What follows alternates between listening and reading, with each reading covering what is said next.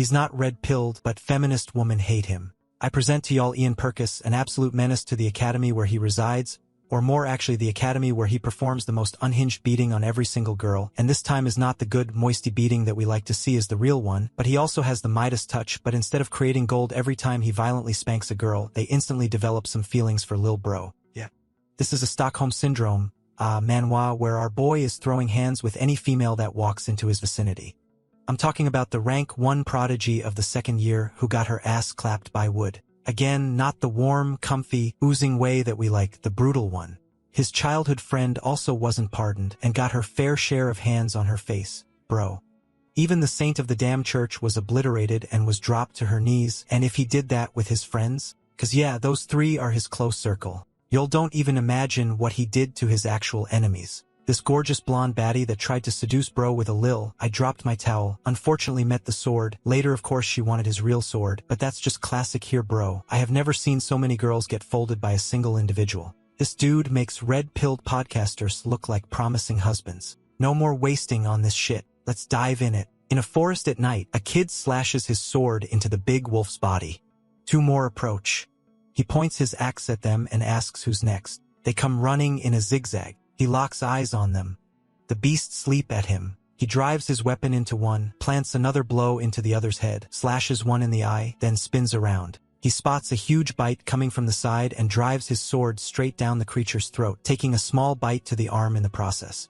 Things kicked off intense right from the start. He's holding off one attacker when another comes from the side. He slashes at it but gets slammed into a tree. Another moves in, but this time he meets it with a heavy axe strike, burying the blade into its head, splattering the ground red. Finally, it's over. Or not really. The boss shows up. He says that thanks to this bastard, he knows that letter is real. But before all this chaos, we have to go back a few days earlier when Ian Purkis, our protagonist, was celebrating the end of exams. His close friend, Celine Haster, tells him to calm down.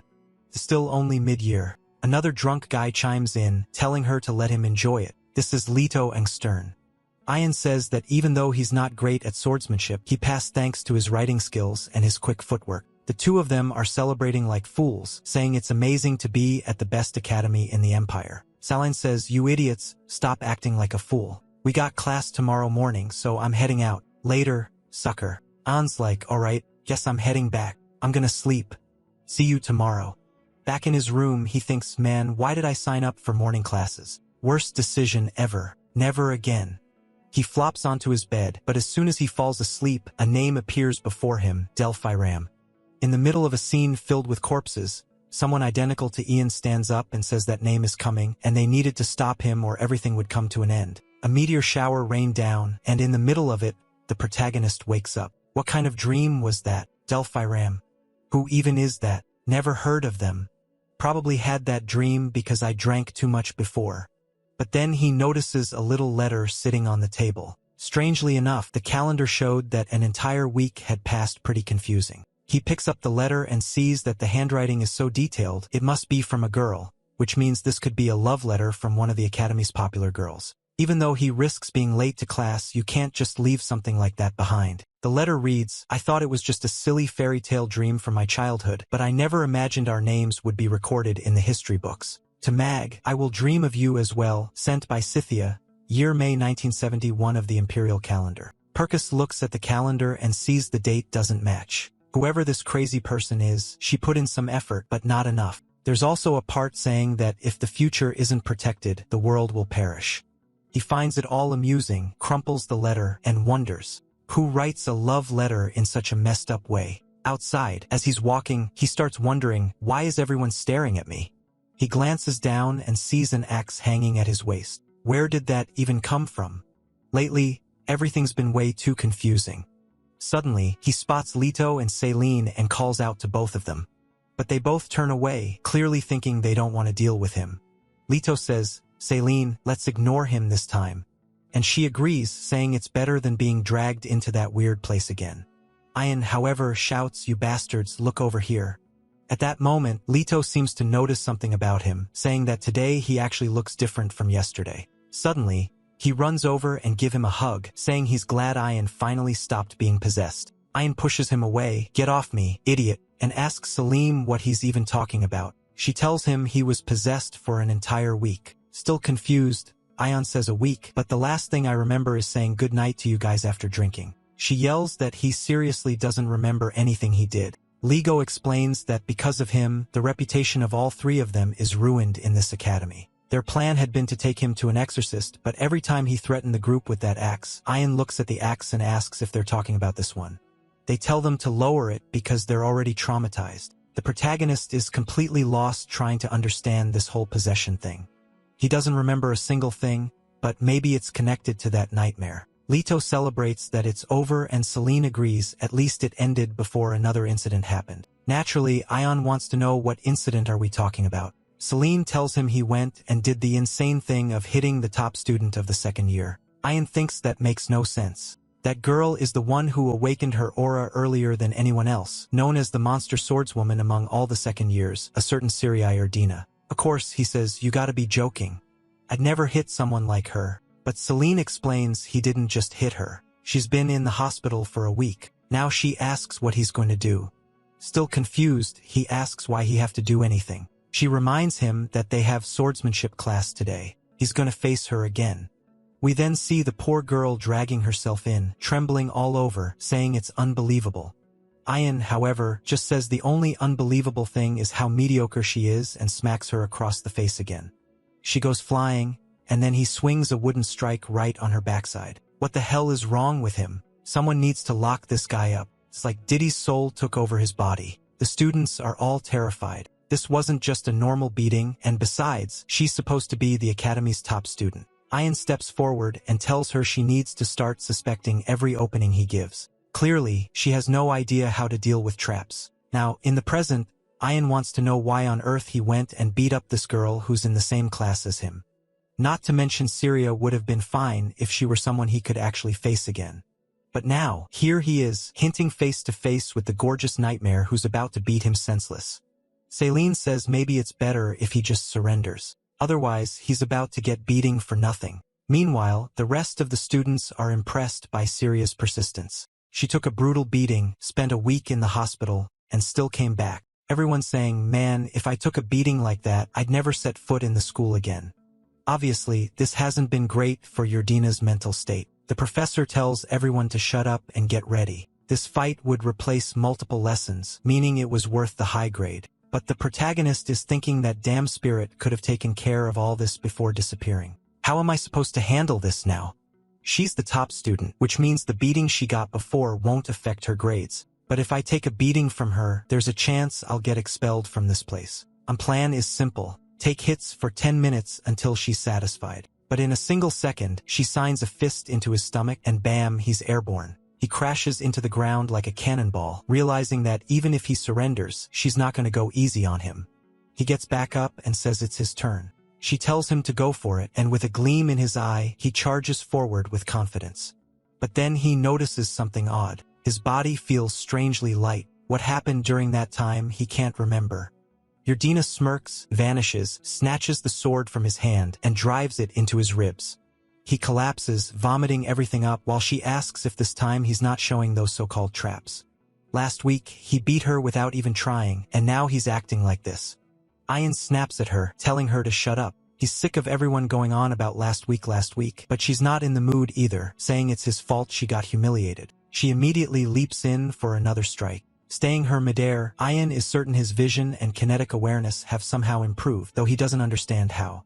He thinks he's got a chance, but she spins into a helicopter kick and smashes him into the wall. He sees her coming and thinks she'll attack from the side, but no, she comes from above and slams him into the floor. She's like Goku's daughter, teleporting around and pounding him, throwing him to the ground again and again.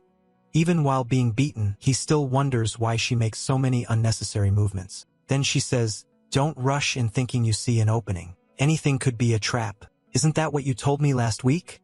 And now look at Hugh getting beaten. Ouch. That's a harsh burn." She asks if he's going to start taking this seriously. Ion realizes that even though he feels stronger, she's taking this way too seriously. He tries his sword strike, but she ducks and hits him with another flurry. This time, though, he's actually managing to tank it. He blocks a few more attacks and becomes sure that if he asks to forfeit now, she won't say anything. but she just smiles and says he's finally starting to take it seriously, and it's time for him to show that attack again. Ian watches her move in and thinks he's found an opening, but no. Someone calls out that he has 5 seconds to get up. The professor is counting down while Ian is lying there staring at ants, saying that apparently he's back to being just a normal guy. Unfortunately, is taking it the wrong way and tells him to stop getting beaten for nothing. She knows he doesn't want to fight, but she's not about to let this slide. Still, she makes it clear that until he fights her seriously, she's going to keep challenging him to duels over and over again until he feels just as humiliated as she did. Ian is starting to lose it. He's suffering for something he doesn't even remember doing. He can't believe this girl wants to turn him into her arch enemy over something like this. The professor then asks if Ian surrenders, but now the boy is fired up and says no. Yurgenha thanks him and agrees that they can't just end things like this. Ian, already on edge, says he's going to tear that pride of hers in half. In an instant, she uses that Goku-style teleport again, towering over him as she swings her sword straight for his head. But this time, she's not the only one landing a hit, or so it seems. Ian steps forward and catches her sword mid-swing. Getting up close, he says, "Got you." But damn it, the next chapter opens with him thinking he can't back down now. He's going to wipe that smirk off her face, especially now that he's starting to get used to her movements. Before, it was impossible, but now he can at least dodge some of her attacks. He wants her to come at him full force. When she rushes in for a strike, it feels like he can predict every move she's about to make.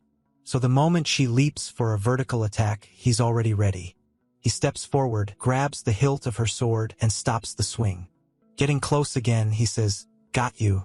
Then he tosses her sword aside. When she moves to get back, Ian goes in for payback. She's startled, trembling, sure she's about to get a lump on her head. But Ian pauses for a second and asks himself if this is really the right thing to do. She's already on the ground looking like a crying child. Now he's questioning why he's taking this so seriously. Beating her up here won't solve anything. It would just repeat the cycle. This isn't about winning or losing. It's about understanding others. So he flicks her forehead instead. Definitely the kind of move that's going to make her fall for him. Right? She immediately demands to know what he's doing and whether he's mocking her. But in her embarrassment, Ian asks why she tries so hard to beat him. Yurgenha answers that she can't lose here or everyone will laugh at her. He asks, why is it so important what other people think of you? No matter what anyone says, the effort you've put into improving your swordsmanship won't disappear just because of their words. Out of nowhere, he's gone full philosopher. Still, she insists she's terrible anyway because everyone will mock her. He repeats himself, her effort doesn't disappear because of something like that. He's the person who's lost the most in this academy. So he knows better than anyone how selfish people can be. But in the end, what those people thought never changed his swordsmanship. And that's when Ian's charm hits. She freezes up, apologizes, and says she learned a lot from him today, even thanking him.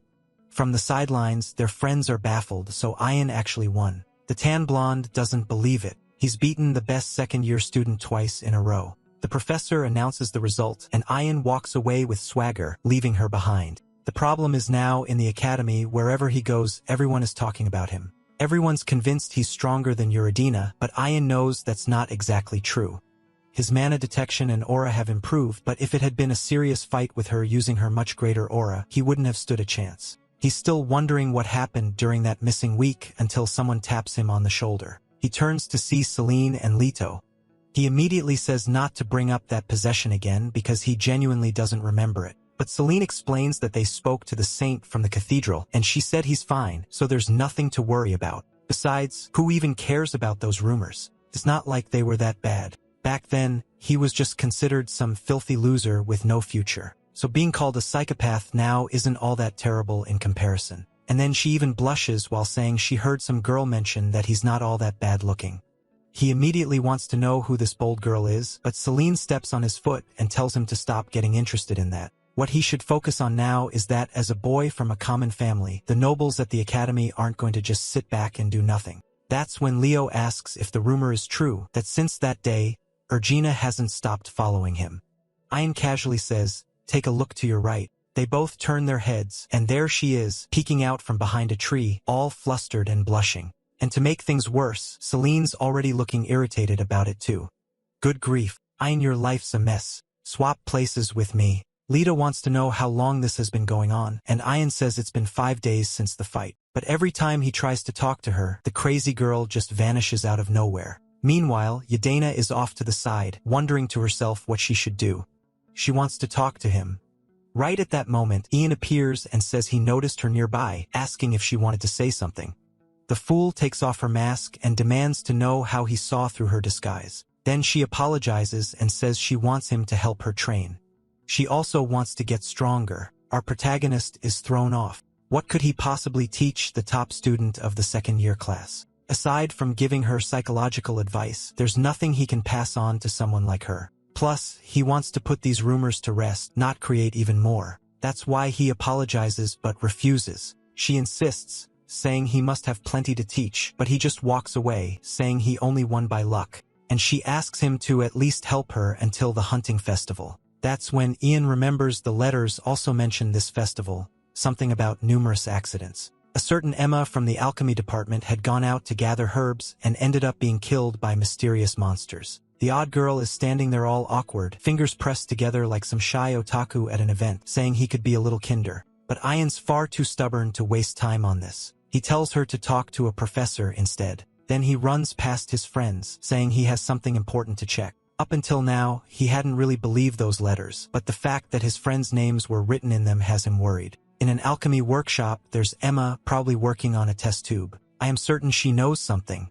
The third letter spoke about getting used to living in a REM court, a deserted place where the sun was hot and the sea sparkled. There was a saying that if you look through the eyes of a fairy, you find hidden treasures. And now writing letters have become part of her daily life. It seems that at the end of some chapters, there are these letters, and I have to read them for us to understand the story. Now we're under the bright sun, and there's Yadena moving her sword back and forth, striking here and there. The professor watches and says that's enough for today. She just needs to keep practicing her aura, and she'll be ready for the hunting festival. She thanks him, then says she came to train today because Ian suggested she speak with the professor. But in her usual blunt way, she says she's realized the professor doesn't have anything to teach her. The man just stands there thinking this girl has absolutely zero social skills and waves her off. Her name is Syria Erdina.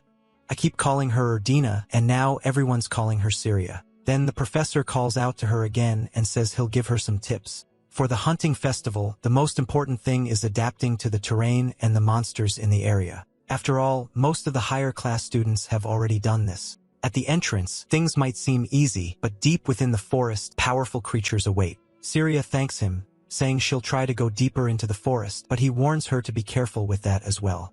Even though most of the monsters could be handled by the students, there were still some that could absolutely end her life. The story then shifts to the time of creation, when the god of light, known as Ars, and the god of darkness, Amelos, came into being. The god of light created the flow of time, and that's how the difference between past and future was formed. The law was that if this rule were ever destroyed, a world would suffer. That's why any being capable of affecting this natural order would become an enemy of the gods. The first being able to do that was known as Delphine. This is probably the story the redhead told our boy before, and he responds that he didn't understand a thing. She tells him not to bother her too much.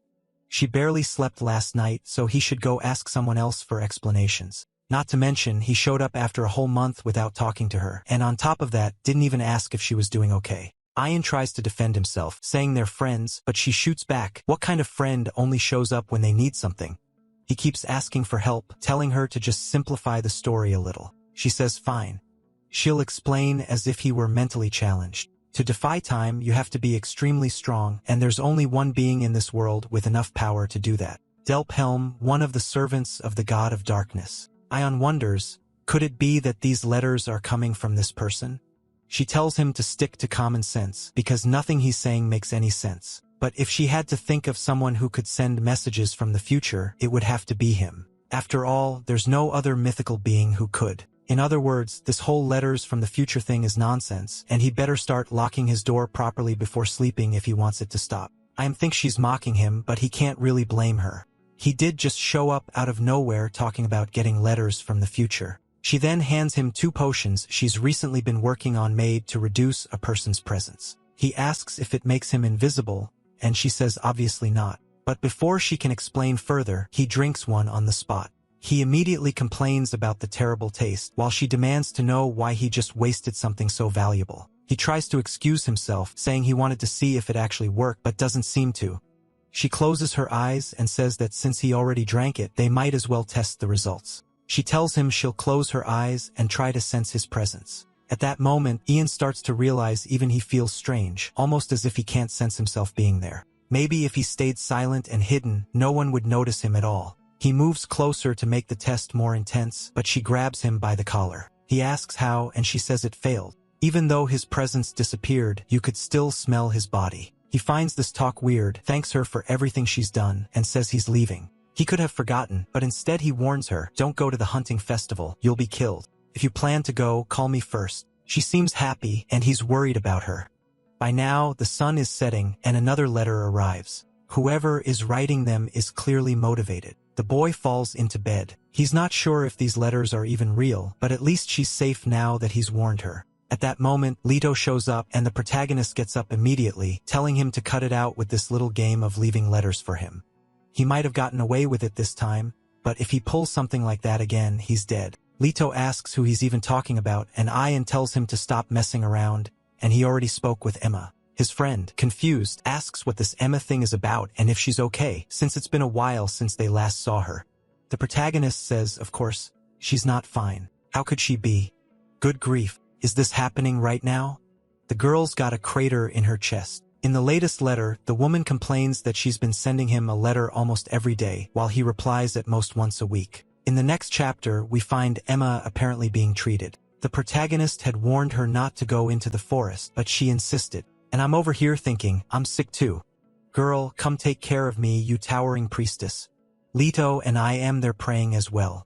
But the priestess says this girl was just unlucky. The monsters don't normally show up in that area. At the same time, Emma was smart enough to drink a potion that made it seem like she was already dead. Otherwise, she definitely wouldn't still be alive. The protagonist asked the priestess to save his friend, but apparently in this world, priests are capitalists. You have to offer something of great value to use as an offering to create a miracle. Ian points out that she's the daughter of a herbalist. Obviously, she doesn't have any rare items. The priestess explains that the offering doesn't have to be something with high monetary value, just something difficult to obtain.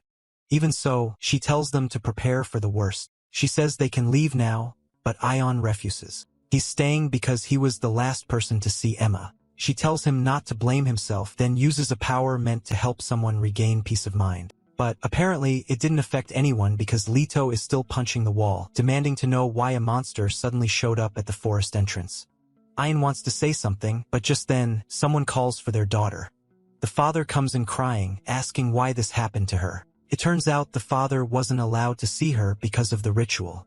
But honestly, our boy thinks the ritual was kind of a sham, especially since they're all poor. Leto and Ian aren't from noble families. They basically got into this academy on scholarships. That means they didn't have anything rare to offer to make the ritual more effective. So Ian hands the potion he received from her to the father, saying he should carry his daughter's achievements with him. But the father grabs his shoulder and says no. He wants Ian to keep the potion, but to never forget Emma. Seeing this, the protagonist wonders why he didn't take the letter more seriously. To be fair, he did warn her, told her don't step foot in the forest, and she went and did exactly that. But he still feels like his warning was too vague. He should have been more forceful. He may not know if the letter is truly from the future or if all of its contents are real, but now he feels like he can't afford to ignore what's written in them anymore.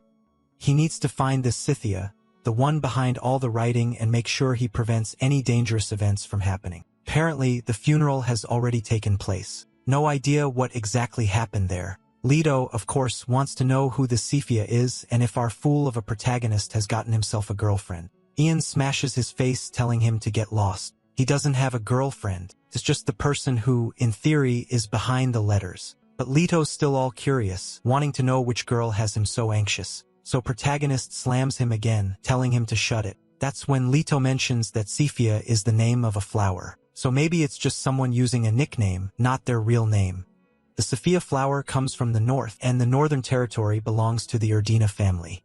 Leto reaches the same conclusion he does. The only person who comes to mind is that strange girl who's always lurking behind trees. Both of them arrive at the same thought, and sure enough, the oddball shows up, offering him bags of money, saying it's compensation for helping her. He's totally confused. Not only does he not remember helping her, but that's way too much to be offering. She's giving it because she thinks he refused to teach her since she was basically asking for free training. He asks, why is she so desperate to learn from me? The more modest girl answers that it's because there's nothing left for her to learn from anyone else. The protagonist thinks to himself that the moral lesson he gave her clearly didn't sink in at all. He tells her that she already seems to be doing fine on her own and should just keep going down that path, but she responds that she can't afford to lose her chance at this year's hunting festival.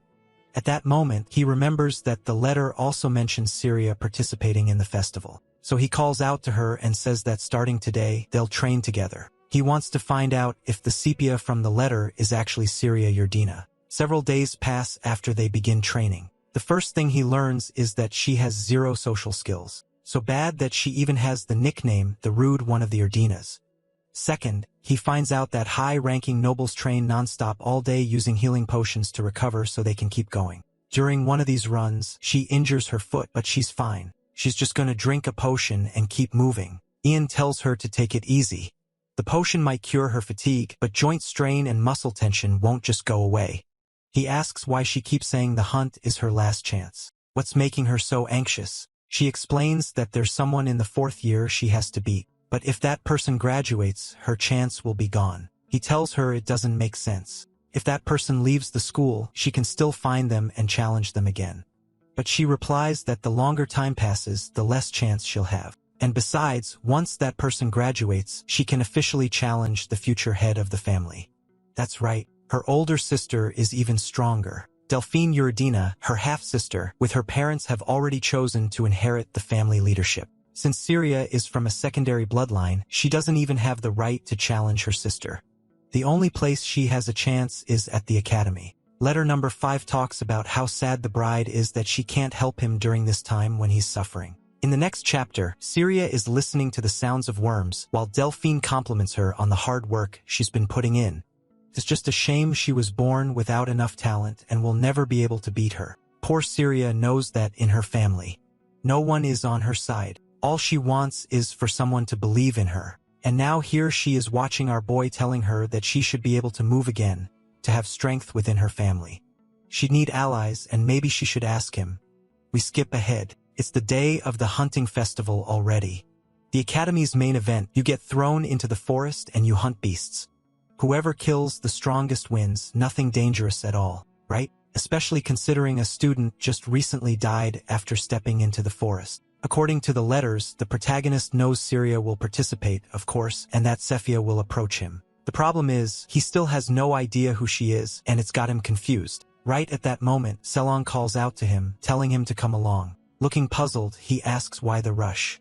She tells him to stop being stupid. They're going together because, obviously, Syria wouldn't go with him after he beat her up. The protagonist explains that Syria herself offered, but then Selong gets angry, demanding to know why he's always taking Syria's side.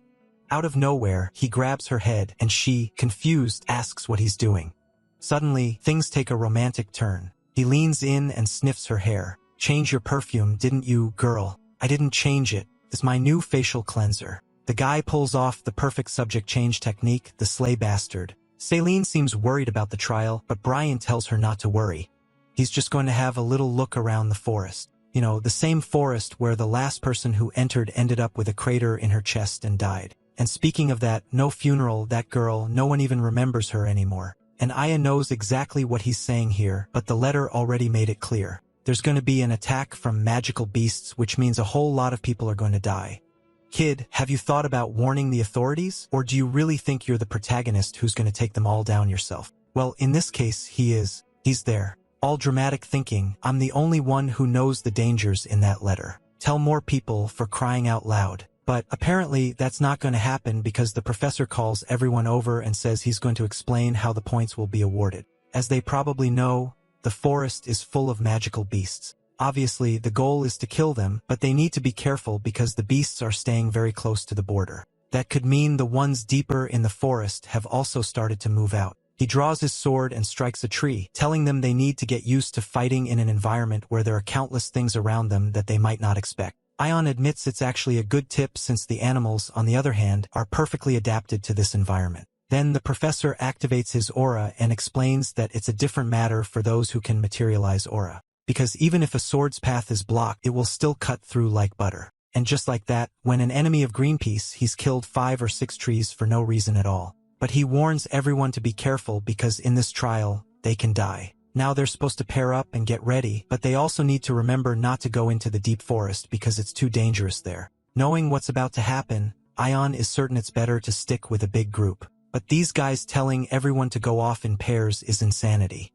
For him, the best option would be to inform the professors as quickly as possible about the appearance of magical beasts. Of course, as soon as the topic of pairs comes up, Celine asks if they're going together, and she gets completely ignored. He just grabs Syria and says they'll be pairing up. Only this protagonist could manage to be such a pain and still keep turning girls down. A while later, they reached the area the professor said was the limit, but so far not a single beast. Syria comments that she doesn't sense anything, and since she's skilled at that, Ion is sure the area is empty. He suggests they take a short break and tells her to stay alert. He's standing there leaning against a tree while Syria is fidgeting in a way that makes him think maybe there's just a shortage of men in this world. She then asks why he wanted to team up with her. Because they've been training together and he said he would, duh. But he answers that it's because they're friends. This girl, though, says that friendship should come with some sort of exchange, that he must be expecting something. When they get back to the dorm, she can give him gold or something else. Ian tells her to relax. This is about a relationship, not a transactional deal. Friends help friends. There's no reason for her to be paying him for this. Out of nowhere, she asks if she can pose a rude question and wants to know if he's going so deep into the forest, risking himself with that friend of his. Is this all because of the girl who was attacked? Ian doesn't answer, and he clenches his fists, remembers his friend, and says he doesn't know. Yeah. Not exactly the most mentally stable answer. She's already a bit odd, and now she's even more confused by this guy having some emotional meltdown. Then he says he's just here to kill the beasts and asks what she would do if he were attacked. Naturally, she replies she'd have to kill the creature. He tells her that's exactly how he feels too. And the oddball thinks maybe this is what friendship means. But then he calls to her and asks if she felt that. He tells her to focus because something's off. She can't sense anything at first until suddenly she tells him to wait. From 1 second to the next, she starts picking up the presence of countless beasts in front of them. With that many, every student in the forest is in danger. In letter number 6, someone says that the strategic point of the Empire's port was extremely important and that the outcome of the war wasn't over yet. These letters from the future, honestly, I'm starting to feel like the protagonist myself. They arrive and I don't understand a thing. The two of them are standing there and Syria already wants to know if they shouldn't attack. He tells her no. They're going to run. There are too many beasts and they can't fight them head on. He asks if she's ready and on the count of 3, the two take off running. After just 2 minutes, the boy is already out of breath, completely exhausted, and he can feel something huge chasing them. At this pace, there's no way they're going to survive. At the very least, he needs to reach the professor. But the number 1 student, the Academy's prodigy, falls again, re-injuring that already worn-out ankle. Of course, she starts going into the classic dramatic act, telling him to leave her there to die because otherwise he'll die too. He catches a glimpse of glowing eyes in the distance. If that thing reaches them, they're both dead. But he's too much of a chatter for that. He tells her to run. She protests, saying, "No. Don't do this. It's my fault. You're going to die." But our boy tells her to stay calm because he's got this and charges forward. The moment he does, the monster hides. He says it must have sensed the predator approaching and decided to stay out of sight. There's no real reason for him to fight it head on like this. He takes out the potion Emma gave him and downs it, turning himself almost invisible. He's certain that as long as he has it in his system, the beasts won't notice him. To mask his scent further, he covers himself in mud, plants his sword in the tree like a climbing spike, and gets himself into position. He wants these beasts to come closer. The first one approaches by its body, teeth, and aura. He can tell it's a demonic creature. It seems confused, probably because the scent it had been following suddenly disappeared. Perfect time to drive his sword into its skull. He thinks his aura might not be strong enough to pierce. Turns out it is. The blade sinks deep. Now that it's dead, the beast just lies there, harmless. But Ian knows this isn't the time to relax. He needs to stay focused and keep the danger away from Syria. He senses another presence, approaches, and finds another wolf. This time, though, they're moving in a pack. He counts at least 5 around him. He hesitates for his second, and the next moment he's slashing and striking. He cuts one down, but another bites his hand, hard enough that he should have lost it. But he's the protagonist, so instead he retaliates, landing another blow, this time with the axe. And here we are back at the scene from the beginning of the story. He realizes this little axe is actually pretty useful. He also keeps surprising himself with how fast his reactions have gotten. He's feeling unstoppable, like he could take on all of them. Meanwhile, Celine throws her sword to the ground, stomps on it, and says she's furious. That bastard went off with that other woman. She says she knows they're hooking up in the forest. Just then, Syria appears and calls for the professor. He rushes over, asking what's wrong, and she tells him there are beasts in the forest, and that Ion stay behind to protect her after she was injured. He says he understands and heads out immediately. When she was first introduced, they said she was the top second-year student. Now she's fainting from an ankle injury. The wolf pack's leader arrives, sniffing the air and spots who's in the middle of it all. Too bad. It's a trap. The boy lunges in, driving his blade deep, but 2 more show up and he just beckons them forward. They vanish in a blur, 1 on each side. But he knows that no matter how fast they are, their movements are simple. All he needs to do is watch and strike at the right moment. Since that dream, he hasn't stopped moving forward, and now he says he's going to kill every last one of them until nothing remains. Sometime later, the ground is covered in corpses, and the axe drips with blood. He wanted to believe it was over, but he could still feel the presence of another one. The strange thing was this one wasn't moving closer. Maybe it was some kind of trap, with the creature trying to lure him forward, smart for a beast. But he had no reason to fight. Then suddenly, he catches his scent, and it's not one that makes him happy. It's a smell he could never forget, the same one from the alchemy room. Mixed in with it was the scent of that very same potion she'd given him. His expression changes immediately. He knows now that this is the one that attacked Emma. The piece of cloth in its mouth makes it even more obvious. With full confidence, he tells the beast is going to die here and now. But the wolf just spits the cloth out, letting it drop onto his sword. Ion realizes the damn thing is mocking him. It must be looking to get revenge for what he did to those hairless cats earlier. The problem is, those creatures weren't high-ranking beasts. This one is. His thoughts are cut short when the monster launches the first attack. It shoots past him like a bullet, and before he can even register it, he's thrown back and slammed into a tree. But he gets up quickly. He's stunned. He didn't even have a chance to react before the wolf was already on him for another strike. This time, he thrusts his sword forward, mana burning along the blade straight at its mouth. The wolf is forced to dodge, and Ion uses that opening to swing his axe, slashing across its face. But even with all this strength and all the mana he can muster, it only leaves a shallow cut through its fur. The wolf comes at him again, and he has to use the axe defensively to block its claws. The beast retreats, flipping through the air like 30 times in a row, and Ion mutters that he should just put this thing in a circus. He notices some of the wolf's teeth are cracked from when it bit down on his sword. Still, it's not like Ion's in perfect condition either. While he's lost in thought, the wolf suddenly lunges only to change direction at the last second. It's like playing against Ronald in how it looking one way striking the other, and it works. If he's confused, imagine how Ion feels mid-fight facing an opponent that just won't stop toying with him. Then it's as if the wolf hesitates, thinking it's risky to go any further, until it suddenly decides to fire off a Chemimagia-like blast, smashing iron into a wall. It follows up with its claws aimed at his chest, ready to pierce, only for the chapter to end right there. In the next chapter, we see that, at the moment of the hit, Ion caught a glimpse of an opening and played dead. The wolf approached with a big grin, acting differently from how it did when it tried to kill Emma. Just as he expected, it aimed for his stomach again. And that's when Aang shot up and drew of his blade into its neck. In the end, beasts are idiots. This one lowered its guard the moment it thought he was dead. Aang tells it was foolish to try finishing him off the same way twice. Then he delivers a mana-charged slash that echoes through the forest. The beast's body drops lifeless to the ground. He declares that it died because it wasted time playing around thinking he was weaker, and that from now on, it will forever be remembered for dying because it attacked Emma.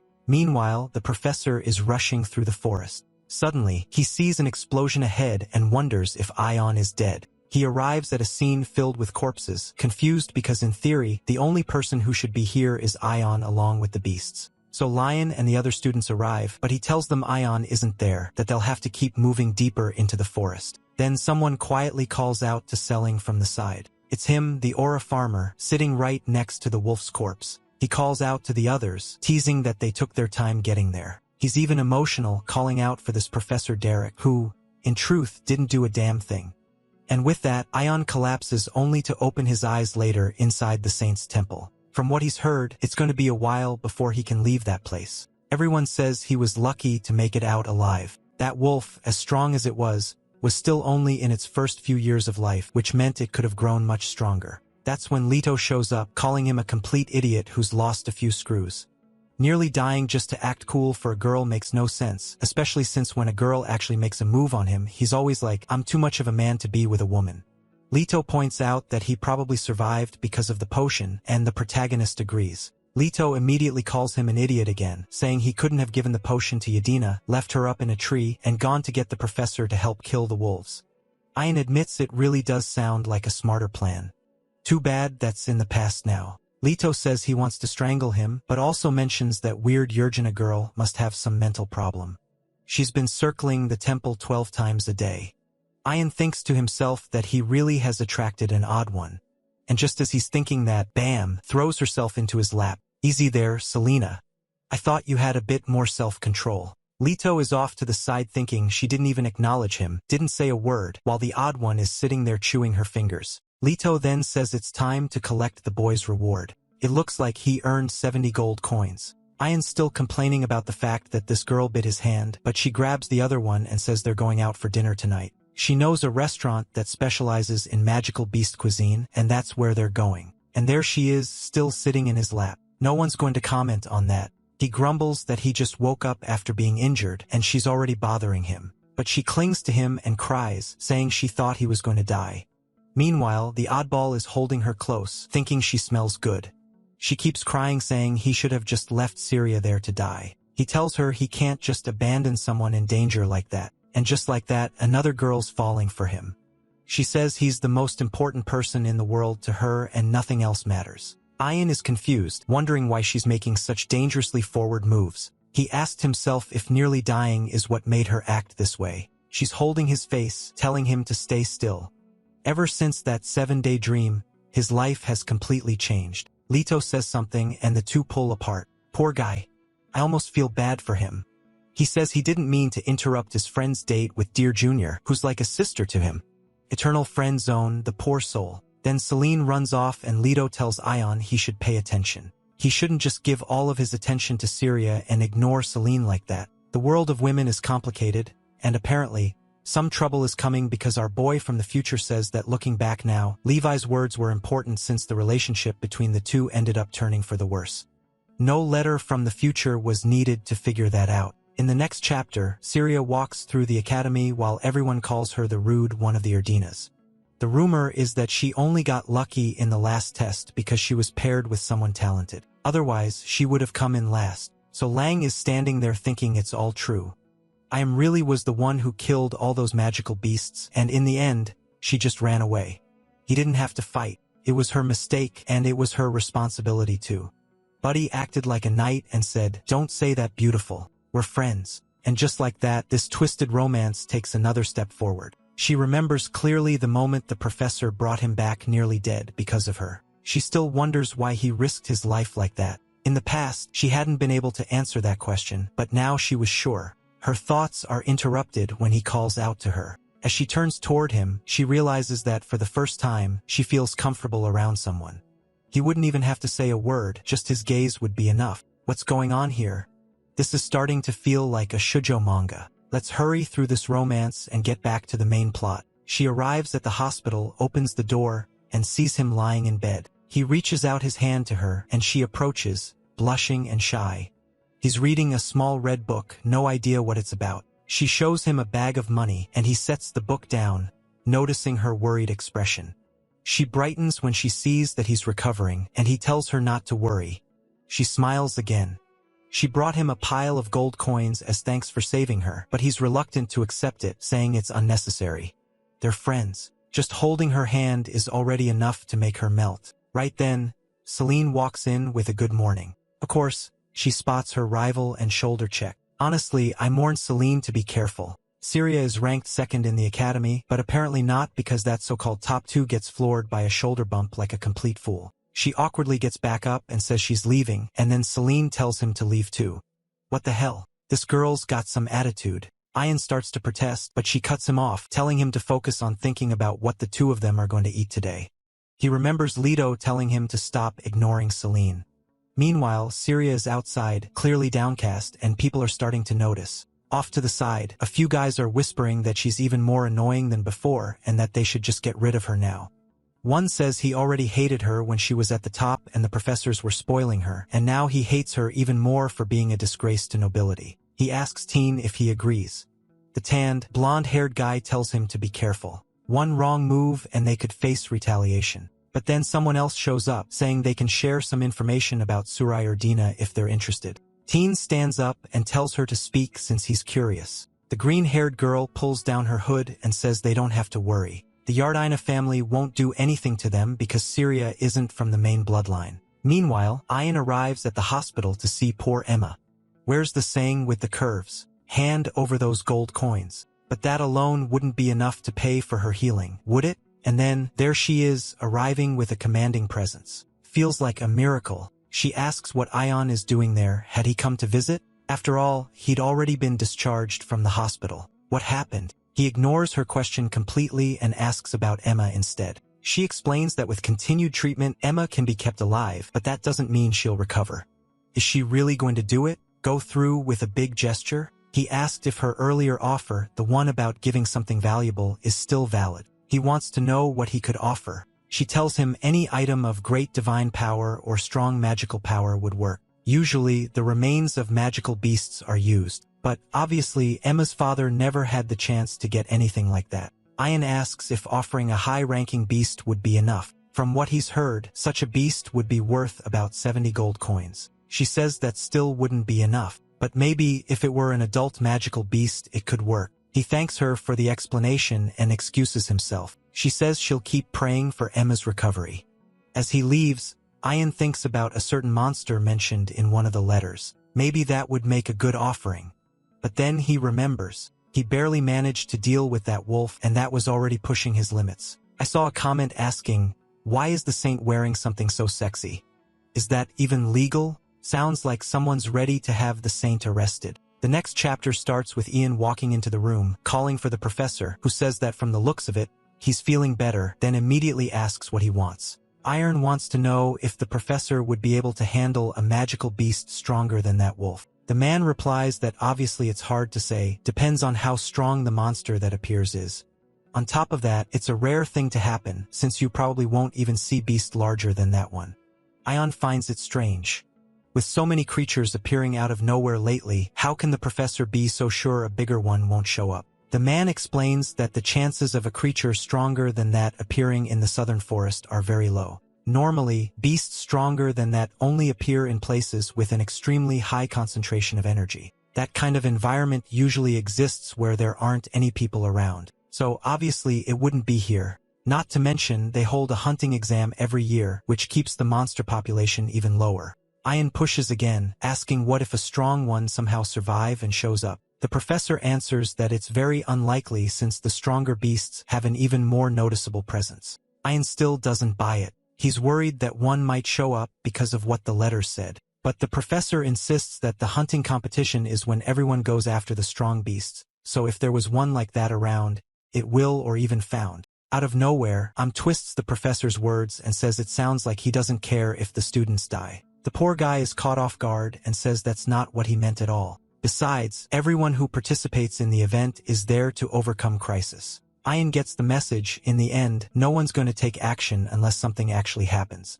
Once again, he has no choice but to rely on himself. I'll admit, I was criticizing him earlier, but now he really did ask the professor for help, and the man genuinely didn't do anything. Somewhere else in the academy, Syria was having lunch when those guys started bothering her again. She doesn't understand why they gone back to this when they'd stopped before. Then Teen comments that she must be the Erdina girl who grew up without a mother. Suddenly, she turns toward them and approaches, while the guy asks if she has something to say. Syria calms herself down and turns away, thinking she doesn't know where they heard that, but she's not going to waste her energy on it. Teen then tells her to keep ignoring them, just like she's always ignored everyone, and follows it with a kick to her arm, calling her the so-called brilliant one of the Erdina family. Her food falls to the floor along with her. And to think the narrator earlier said she was the number 2 of the second year, looks like second year isn't all that impressive after all. The scene shifts to Diane walking through the academy thinking about how he won't have to eat hospital food anymore. That's when he hears some guys talking about someone trembling at the academy. Apparently, it was something related to the Erdina family. One of them says that Syria is a disgrace to the family, but no one cares about her and that her mother was of low status. She shouldn't even have gotten involved in all of this. Another, with red hair, says they don't even have to worry because there's only one person in the academy who would defend that weirdo. From the side, Ian asks if they mean Ian Purkis. The guy turns his head. Yep, that's exactly who they mean. Only to find himself face to face with the king of their nightmares. Ian tells him to repeat what he just said. The guy immediately stammers that they were just talking about how wonderful the weather is today. But the next moment, his friends go flying, and Ion tells him they need to have a little talk. He wants to know exactly what conversation they were having. Judging by the way things went, the guy probably got roughed up a bit. Later, the group slams the door, complaining that those punks at the academy have no respect anymore. That's when Leo calls Ian over and tells him to take a look at this article. Ian's eyes widen in shock when he sees that the whole thing is about him. Ian Purkis, 23 years old. Damn, I thought the kid was younger to be that scared of women. The newspaper says he's the talk of the town now after killing those beasts in the forest, even one that was high-ranking. Everyone's saying he's now on the same level as the upper-class folks. Meanwhile, Miss Syria Erdina, 22, the second year who used to be at the top of the department, is practically starving. And during a forest incident, she ran away and abandoned him. Ion, confused, asks who wrote that or if she went to call the professor because her foot was broken. Not to mention, he can't understand why he's getting so much praise. Leto just tells him to take advantage of it. His reputation's looking good. While the arrogant Syria Erdina ran away, he killed all the creatures, and that's the kind of thing that earns you respect. But he doesn't think it's a good thing and wants to know who wrote something like that. Leto says it seems to have been Princess Ball, and he shouldn't think for a second that he can do anything about it. Ian feels uneasy. This is the girl who doesn't care about poor people and just humiliates them. Too bad. There's no way to change the story. Leto asks why he's so intent on changing it, and Ian says he's sure this won't be good for Syria. It looks like a lot of nasty rumors about her have been spreading recently. Outside, Leto comments that at least Ian gave some guys a beating, so maybe he'll back off for a while. Leto asks what year they were in, and Ian says they were all second years, one blonde and one with brown hair. Leva says they must be part of Teen's group, who's a third year, and he's got a bad feeling about all this. For so many people to suddenly start provoking Syria, someone's got to be pulling the strings. One possibility is that it's Teen since he's from the north. Maybe, through his connections, he got hold of information about her. Ian says he gets it now. When things clear, they're gonna have to deal with that group. So they move on and find her there. He calls her, and she turns around looking all messy like an idiot. I'll always make a point of reminding that, in theory, she was the top student of the second year. He asked what happened, and she remembers a bit earlier when she was walking through the academy and someone commented that even her mother was from a low-class background. The friend agreed and said the head of the Delphine family probably found her mother on the streets. At that moment, Selena had enough. She'd been holding back, but she was about to say something. When she approached, the guy asked what she was staring at. They said they were talking about another girl, not her. Unless, of course, the story just happened to be the same. She lost it and rushed forward. But apparently, they activated some earth magic right under her, and she tripped. Right then, she seemed to get immobilized, and the guy walked up and poured wine over her head. Top 10 most useless women in stories. She just stayed there like trash, lying on the ground like an ant. She says she held back because it was better than fighting and causing more trouble. Ian wants to know who the bastard was, but she only answers that the guy apologized and said it was an accident. And since the insults weren't directed at her name, she can't really prove anything. She's sitting there crying, saying she knows that if she complains, she'll only cause more trouble for her family. This girl's so dumb. I'm actually starting to feel sorry for her. Is this my type? Never thought so. She wipes her tears and thanks him for listening. She says she's fine, but he tells her that she might be fine, but he's not okay with it. He's gonna go pick a fight. Elsewhere in the academy, all the guys are hanging out like idiots, talking as usual about the loser who felt like a fool. Teen says it's hilarious, and his friend replies that it must have been the most luxurious bath she's had in her life. And right then, look who's showing up, face all darkened, making it clear he's in a bad mood. Don't even bother talking to him right now. He goes straight to those bastards and demands they tell him where they heard about the maid's life. One of them just smirks and asks why he would say anything. Oh really? Doesn't waste time, lands a punch right to his face, and sends the guy to the ground. The guy warns that he must be trying to get his whole family destroyed, but Ian doesn't care and keeps beating him down. He smashes the guy away, and another one, all stiff and awkward, rushes in to throw a punch. But Ian slashes at him, sends him flying like he's about to take off. And Ian's still calm, building up his aura, telling them they'd better be ready to spill everything and apologize. He notices the other guys are holding swords, meaning they're not magic users. Aside from those two idiots, the only one worth worrying about is Teen, a top third-year student. So, obviously, beating him won't be easy, but Ian's not worried about that right now. First, he's going to deal with these two, and then he'll handle the last one. The guy's charging all pumped up, but Ian thinks this is going to be easy. He decides to act first, steps in, blocks one guy's attack, makes him stumble, stares him down, then whips the back of his neck. He looks around wondering where the others went, and then, wham, he takes a blow to the back of the head. When he turns, two of them are leaping at him, but he blocks the hit, throws them off, and just like that, sends them flying. This kid really has a knack for knocking people through the air. Then he slams another right in the head, rushes in, and smashes the other one in the face. Wait, did he just use the hatchet? That one's not getting up. Took a direct hit to the skull. And now, the only one left is Teen, who's giving him that condescending look and drawing his massive sword, wanting to know how Ion's improved so much. He guesses maybe Ion got some miracle drug from the Erdina girl during their morning training. Ion demands to know why he's aware that he and Syria train together. Teen smirks and says he's been keeping a close eye on him lately since he's been attracting attention, especially for defeating Syria herself. And just like that, Teen's in front of him, guys like the Flash. The problem is, Teen's sword is much bigger, and he sends Ion flying. He tells Ion you might have talent, but he's still got zero magic. Ion knows he's right, but even so, he'll find a way to win. The fight bursts into light and explosions, but it's not going to be that easy. Teen summons a magic circle in the middle of the arena and fires a lightning bolt, so the guy's more of a mage than a swordsman. He tells Ion to give it up. He's not going to win just by standing around and dodging.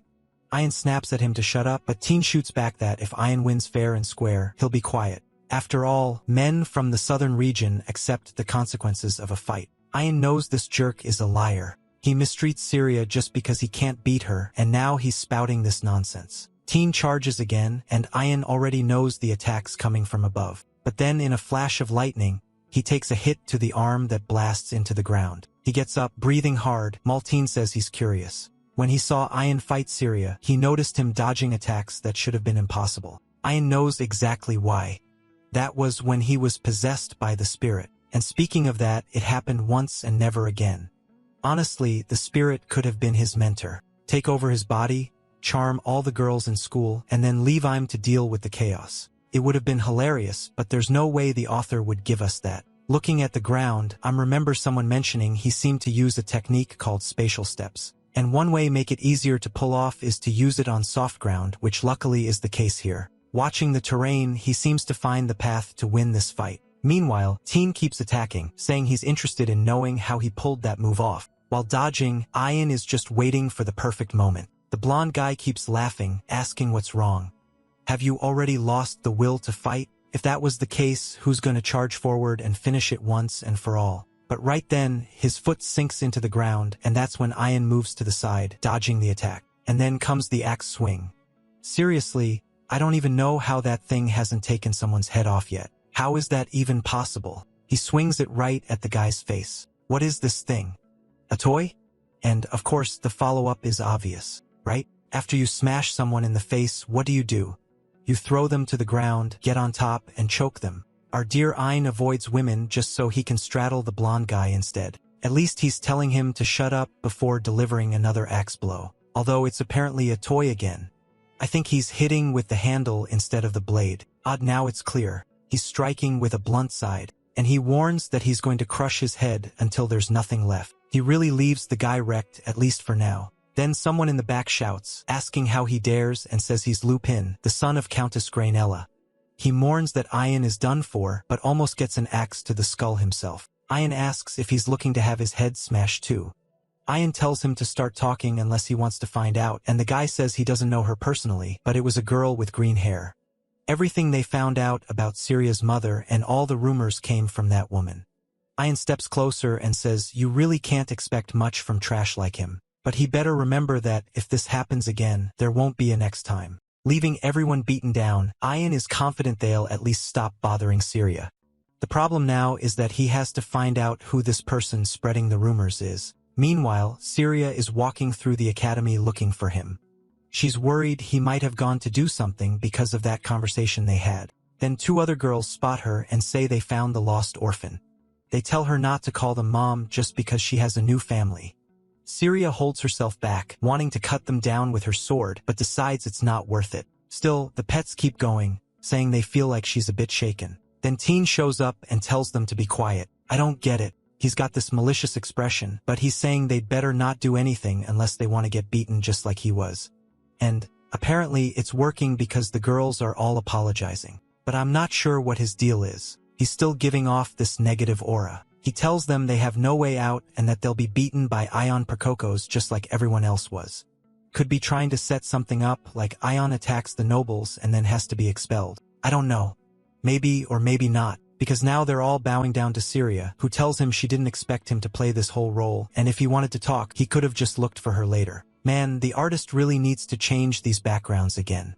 It looks like he's doing something intense, whispering threats in her ear, but he's actually saying he's afraid of being humiliated if the rumors spread that he went to beat someone up, so he'd rather apologize first. With that said, he tells her to let Aeon know that they apologized, and then he leaves. As soon as they're gone, other girls come over to apologize. It's almost like they're pretending Ian is some kind of exorcist who broke their spines. Now Syria can only think that she can't keep depending on him like this. Next time, she's going to handle things with her own hands. Yeah, right, I doubt it. And we're back to the saint who really should be thrown in jail for the way she dresses. She's telling Ion to stop putting himself at risk. She heard he beat up 8 people yesterday, and if it weren't for the Ranella family, this would have snowballed out of control. He asks what she's talking about, and she explains that the Count was extremely displeased. Ion's thinking that maybe, judging from what that Lupin guy said, that must be the kid's father, probably the reason he didn't get into trouble. That boy really kept his mouth shut. The indecent saint says she's heard the boy's story before and knows he's a good person.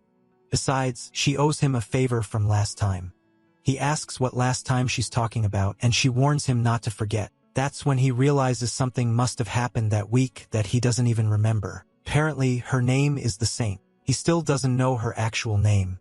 She's a seraphic being he would never have had the chance to meet if not for the Academy. What he doesn't understand is what massive favor she owes him to always be covering the messes he makes. Then Selin, another one who's always fired up, I've said it before, every girl in this academy seems to be, opens the door, asks if he's alright, and immediately hugs him. She seems jealous that he caused all that chaos over Syria, but he says he'd have done the same for her. After all, he'd already promised that. She replies that it seems he does remember then, and Sophie recalls a moment when her family was struggling and she was crying in the flower garden. When he saw his best friend crying there that day, he swore he'd always protect her. She cogs him again, and he tells her not to worry, saying she's like a little sister to him.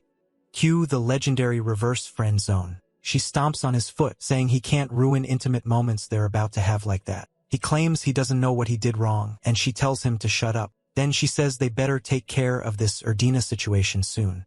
People criticizing her wasn't unusual, announced the whole academy, Yoon people who don't know her. He wonders who's behind it, and she says it's probably a group. Otherwise, it wouldn't have spread like this. Considering the first and second years don't have much contact, it could only be the 4th year. And now, wouldn't it make sense to tell your friend here that you already know it's a 4th-year girl with green hair?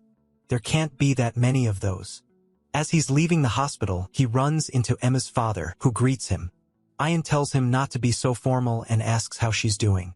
The father apologizes, saying he's useless. He can't help his daughter, who's fighting for her life. Ian tells him not to stress out, that miracle will happen. Top 10 motivational lines. The father thanks him for killing the beast, and Ian says it was nothing, just self-defense. They say their goodbyes, and Ian walks away thinking he needs to do whatever it takes to save Emma. On his way back, he reflects that now that Leto's helping and he's got multiple connections, he'll soon get the answers he needs. As always, he finds Syria training. He watches her movements, wondering how he even managed to beat her. Honestly, it's not just him. Pretty much everyone in this school has beaten her at this point. She notices him, greets him, and blushes like an idiot as usual. He asks what she's doing, and it's explained that she's practicing the Golden Lion fencing style, a technique from her family. It's a style that traces multiple cuts in the air, but at the moment, she can only manage 3 because she's not strong enough. He seems interested in learning, but she says it's not necessary. He's already stronger than he should be. He's left not knowing how to respond, but eventually says, "All right then." She thanks him for what he did yesterday and for resolving everything. Ian tells her not to worry, that he'll always do everything for her because they're friends.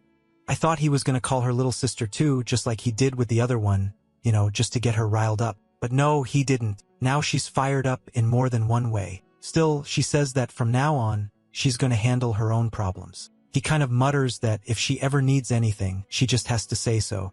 With that, she goes back to training while he keeps watching her mana, noticing it's more stable now. Mana itself reflects a person's mental state, and before, hers was like a pale blue. Now it was becoming a deeper blue, which showed that her mindset was changing too. Ian says maybe it's because now everyone knows about her mother, but she replies that happened a long time ago. She doesn't care that much about it anymore. Back then, she was only 6 years old. Her mother had been banished from the family, and all she begged was for them to take care of her daughter. But the man just ordered them to drag that woman away. She says her mother was disfigured. Her mother tried to reach for her, but the little girl, afraid of suffering the same fate, didn't say a word. Man, 6 years old and already that cold. Good grief. The Urdinas, however, warned her that if she didn't prove herself useful, she'd meet the same fate. Ever since then, she's been working hard in swordsmanship to prove her worth. I don't know if she managed to convince the family, but she sure hasn't convinced me. Ian then says all they have to do is win the next hunting festival. Beating Delphine, the strongest in the academy, wouldn't be easy, but since it's a team competition, he believes they got a chance. The scene shifts to the green-haired girl telling the blonde that her sister is going to be in the festival. The tall blonde replies that she's going to have to finish her off for good. Next chapter, it starts with Ian thinking about going back to his room to see if he got a new letter. But this annoying girl just won't leave him alone. She's tugging on the sleeve of his shirt, asking if he wants to have breakfast together. He figures he can check for the letter after having breakfast, so he says fine. But right at that moment, Celine Haster shows up, wanting to know if they finished their morning training. Syria says hi, but Celine immediately wants to know what this talk is about, inviting him to breakfast. The two of them, as always, were supposed to have breakfast together. She grabs his arm with a lot of force and pulls him along. Ian asks since when do they have breakfast together, and at that moment the other one grabs his other arm. The girls are going at it, both of them putting everything they got on the line. Celine asks what Syria thinks she's doing with her Ian, but Syria snaps back, telling her to let go of his arm. Now they're suddenly all fired up for something. When it comes to fighting, they're useless. But fighting over a guy, they turn into 2 wild dogs, and Celine just makes it worse. She tells Syria that the only reason she's even getting any help is because Ian said he feels sorry for her since she doesn't have any friends. Ian quickly responds that he never said anything like that. Syria, however, doesn't seem to believe him. She says she knew Celine wasn't a good person, probably one of those who talks behind her back. Then she lays into her, saying it's disgusting to see her with this inferiority complex. That's exactly what it is. And she plays dirty, adding that if Ian's only with her because she seems pathetic, then she'll just keep being pathetic forever, and the two of them will stay together. Things escalate fast. Syria's already reaching for her sword, and it looks like we're about to have a full-on brawl in the middle of the school. Ian though just walks off, saying he wishes these two weirdos would leave him alone, which, of course, is the worst decision possible, because anyone thinking logically would have gone with the option of keeping both of them around. But, no, the so-called chick magnet, who actually seems more interested in guys, is now chatting with Leto. Leto comments that those two really seem to enjoy pestering him, and he never imagined his friend would have 2 beautiful girls fighting over him. It's crazy. Still, he can see Celine's side of it. She probably has no idea how to deal with a rival suddenly showing up out of nowhere. Ian, clearly confused, asks, "What do you mean by that?" To which his friend replies, as always, that Ian doesn't have a clue about anything. At that moment, our protagonist asks about the investigation. Alito says it'll take about a week. A whole week to find the green-haired girl from class 4? Doesn't sound complicated. Half an hour and I could do it. Out of nowhere, Ian then asks if Leto's going to start believing in the future letters now. Leto looks confused, and Ian says he'll show him. But when he pulls it out, it seems Leto can't see anything. Ian tells him to hold his hand, but then realizes Leto's hand goes right through it. That means Ian is the only one who can touch or see it. Leto immediately says Ian must be cursed or something to be seeing this. But Ian insists it has to be real. After all, that's how he knew about Emma's accident. On top of that, he already knows that during the next hunting festival, a powerful magical beast will appear. Leto just replies that it's normal for there to be plenty of strong students, which doesn't quite make sense given what Ion said. Ion repeats that there will be magical beasts, and again Leto says yes. There are strong students. That's when Ion starts realizing that when he tries to explain what's in the letter, the other person can't quite understand it. Leto then says that assuming Ion's telling the truth about a letter he's never actually seen, it probably means he's being affected by some kind of time distortion or incomprehensible magic. And apparently, everything Ian says about the letter is aimed at preventing a crisis. Now Ian's the one feeling a little lost. Leto explains that even if such letters did exist, it'd be hard to actually use that kind of power, because everyone knows it's extremely difficult to change the order of the future since it affects the order of the entire world. Ian remembers that this is more or less what Emma told him. Leto then points out the most obvious paradox. If Ian got a letter from the future warning about the beast, the moment he killed that beast in the present, it would change the future, meaning the beast would never have existed, creating a loop that would shatter time entirely. Nobody messes with that kind of magic because it's dangerous enough to destroy the world. And if I am the one messing with it, he might just be the person who ends up destroying everything. The protagonist doesn't seem convinced, but Leto says it's just one possibility, so we should be careful. At least it's clear that whoever is sending these letters seems to be trying to prevent some kind of problem. Still, the so-called Lady Magnet, already insecure, now feels even more worried that he might actually be bringing about some kind of destruction. He's just a kid, not even a noble, from an isolated country. How is he supposed to deal with all this on his own? Alright, fine, he blocks the sunlight and says that for now, there isn't much he can do. But right then, someone steps on his back and calls out to him. When he turns around, a girl in a hat asks if he's the one who hit her little brother, and apparently, she's even smaller than he expected. She starts walking closer, and now there's a whole gang standing in front of this unlucky protagonist. That's when he notices the fool Lupin nearby, looking frightened. Now he realizes who the big sister Lupin mentioned is, Elsie Ranella, who says they're not going to just stand around after he messed with someone from her family. How many chapters do you bet it'll take before she's standing there blushing next to him and trembling? I'd say it's going to happen in this very chapter, but place your bets. Turns out she's the leader of one of the largest factions in the academy. The protagonist can't believe that even after the saint told everyone not to get involved, this girl still came to bother him. For now, his plan is to maybe just let them hit him a bit so the whole thing will be over quickly. But just then, they hear a snap, and when they look back, there's a guy lying on the ground. And here comes another tough one walking in. Both of them are startled, and the newcomer apologizes for barging in like that. She walks closer. It's another force to be reckoned with. Delphine Jordina tells Elsie to stop putting on a tough act in front of the other students because it's embarrassing. Elsie fires back, calling her rude as always, and the two start glaring at each other. Meanwhile, the protagonist's just standing off to the side, not even sure how this situation came about. Out of nowhere, he's got two girls he doesn't even know fighting in front of him. So he turns to leave only for someone to grab his shoulder and ask where he thinks he's going. Better not be planning to run. At this point, the protagonist is already thinking about grabbing his axe and smashing someone's face in. But suddenly, one of the girls shouts and Elsie says that Delphine must want to spend some time with that boy. She even adds that it's strange she want to have fun with him after he's already done whatever he wanted with her little sister. What the hell? Don't go around slandering Ion Purkis. He's doing everything he can to avoid women, and now you say something like that. But then there's another loud snap. He's already slammed the first guy to the ground. He warns Elsie to think twice about what she says. She can insult him all she wants, but bringing Syria into it will cost her dearly. The little witch panics, calling for her people to protect her. But in the very next moment, the protagonist smashes the first one right in the mouth, sending him to the floor. A second fool comes in swinging the huge sword, but Iron dodges, locks another strike with his axe, and then swings down from above, landing it square in the guy's face. Another one down. He glances to the side and manages to dodge a lightning strike. The attacker even smiles, saying she's looking forward to a fair fight against him. Elsie says he must be out of his mind if he thinks he's going to win, but he just says he's willing to give it a shot and charges forward. In an instant, he's behind her and lands a hit. She blocks it. I thought for sure he was about to get nailed and faceplant into the ground. Some part of Iron's spirit definitely lights up when it comes to hitting a woman. He practically teleports in. Elsie tells him to give up, but he's not going to break her shield. But he just answers that he's curious to see how much he can endure. She reinforces her shield and tells him he's delusional if he thinks he can really get past it. He might have some decent moves, but he's still in his 3rd year and doesn't stand a chance. Even so, he throws his sword like a boomerang, catching the girl off guard. The moment she turns around, he shoves his hand against her shield and slams her head into the ground. Now he comes in with his massive axe, aiming the sharp edge right at her. She has to lift her shield, which is already starting to crack. She's staring at that big chunk of steel in front of her, thinking there's no way.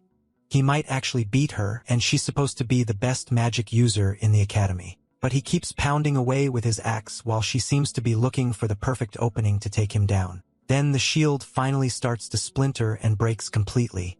She's trembling now, and the onlookers are shocked to see it actually shatter. Behind the barrier, the fool starts crying, begging for help. But Aya isn't about to go easy on someone who's trying to ruin his reputation as the Academy's resident virgin. He raises the axe and says that if she started this, she's going to see it through and give her life with honor. He slams the blade into the ground beside her head and warns that next time, she won't be so lucky. When it comes to humiliating a woman, this guy takes it seriously. No wonder that when the spirit took over his body, he went around hitting every woman he saw. Now I want to see if that talent runs in his blood because Delphine asks if he can spend some time with her. Wait, what? She says that, but then the scene shifts to Leto laughing because he's just heard that the axe maniac struck again. The protagonist says he's going to get beaten up, but Leto tells them both to calm down for a second. Then he wants to know about Ian's conversation with Miss Delphine. Ian says there hasn't been one yet, but they're supposed to meet later tonight. Then he tells Leto to just say who's been starting those rumors about Syria. Leto takes out a letter and tells him to read it. When Ian doesn't react, Leto says he's calmer than expected. Ian answers that even he's not exactly sure why. He had already suspected something and had a few clues, but now he's certain it's because of that. Whatever that is, he doesn't say, and neither of us will find out because he didn't explain. Leto asks what exactly he plans to do, and Ian says that depends on how they respond. We then see Syria in the forest, probably thinking about the axe strikes he landed, realizing he fought for her again. Oh my god, Ian is so amazing. And speaking of him, look who shows up, asking why she looks so sad. Now she's all teary-eyed, saying she just causes trouble, and wants him to stop worrying so much about her. I didn't just take this girl to your room already. So she stops with this tired, drawn-out romance. She asks, can I give you a hug? What do you mean? Wait a sec. Too late. Oh my god. What's happening? A woman is grabbing me. He calls her name, startling her, and she pulls away.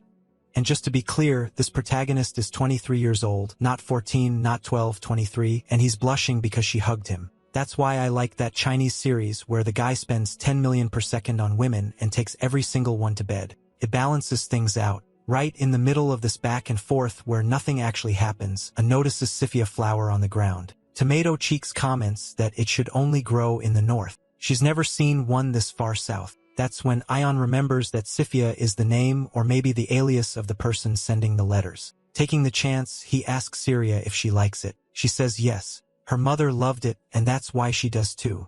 Ion starts to wonder if in the future, she might have taken that flower's name for herself and is the one sending the letters. But then why would she try to hide her name?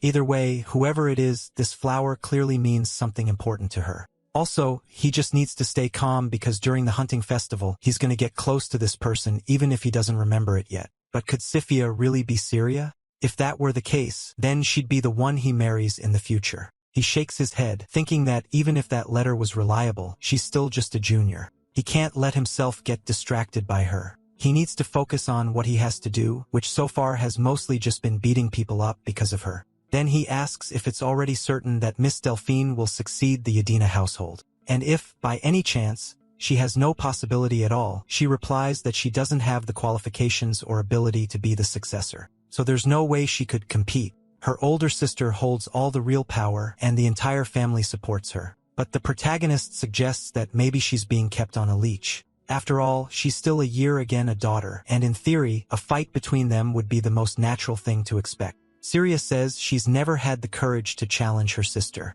She's always stayed quiet, obeyed, and done everything she was told. Her sister always made it clear that she wasn't useful enough to family. And when the time came, she'd be discarded, so she's always lived in fear. The first real chance she sees to challenge her sister will be in this hunting festival. But now she's blushing, already wondering why he's even asking about this. He puts a hand on her shoulder and says that eventually, maybe even during this event, she might have to fight her sister. And all they wants to know is what kind of person she is. Later that night in the hall of Adelos, a man greets our guy and says he'll show him to her room. And already knows that visiting her like this at night is going to spark some very interesting new rumors. He reaches the door, opens it, and immediately turns red. The girl is waiting for him in revealing clothing with plenty of skin showing. He's probably already wondering how he's going to protect his virginity in a situation like this.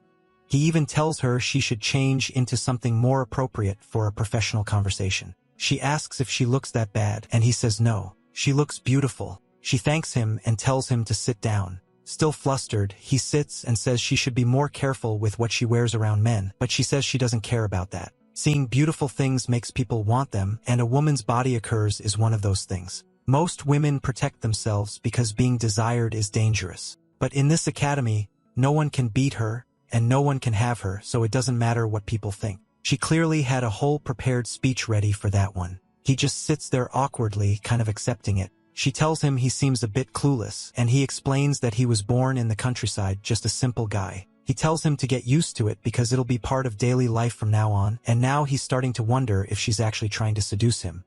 If there was any doubt, it's gone now because she leans in and says she wants him, the axe-wielding boy, as her ally. She's never met anyone as bold as him, especially someone who would strike the strongest, which in the academy like that. The protagonist is confused. He doesn't get why she's doing this. That excuse sounds flimsy. There's definitely something more behind it, and I'm not even going to say what she's probably after, a big swing of that axe. He asks if she knows that Syria has been bullied recently. She answers that those people are getting bold. They're not respecting the Urdinas anymore. The protagonist says he's found out about a certain student who's been leaking Syria's personal information, and he's confirmed that this person has been coming in and out of this very dormitory. The blonde asks him to be more specific, and he says, fine. He already knows that the person spreading information about Syria has to be a Urdina, someone with enough connections to influence countless people into acting, and yet no one dares to mention her name. And considering all that, he knows there's only one person who fits, Delphine Yardina herself. The blonde compliments him, saying she thought he was a bit dumber than this. Apparently he come prepared. But why would she do something so cruel to the little sister she claims to love so much? Ian says it's because she knows she's going to be challenged at the hunting festival. Delphine laughs and says that while it's a possibility, he doesn't have any evidence. The protagonist says all they have to do is ask the green-haired girl, another woman, for him to smack around like he needs much convincing. Delphine says there's no need to go that far. She admits she was the one behind all of it. She had planned to let her sister do whatever she wanted, but when her sister came up with the idea of challenging her at the hunting festival, she had to make it clear why you don't challenge the master. The protagonist says that doesn't make sense. Syria just wants to prove her worth. But Delphine cuts him off and asks straight out whether or not he's going to become her ally. She hadn't expected him to have such incredible skills. But then, what's this? Out of nowhere, our boy swings his axe, telling her he'll have to decline. Working with someone as fake as her would be the worst thing possible. He rejects her with pure spite, but she just laughs, asking if her plans are really that obvious. And suddenly, she's holding a knife to his neck, warning that if she wanted, she could end it right now. I am surprised she had a hidden weapon tucked away under that tiny bit of fabric. She says, of course, she always carries a little protection. Still, she's clearly interested in him now, having realized he doesn't hesitate. And if her sister played rough, this one takes it further. She says she wants to train him like a hunting dog. Ian tells her she'll regret it, but she says she'll only regret something the day she's defeated by someone else. Their talk ends there because it's time for him to leave. He manages to restrain himself, but then goes in for another axe swing, this time with the blade. She locks eyes with him, spins, and makes the axe barely graze her.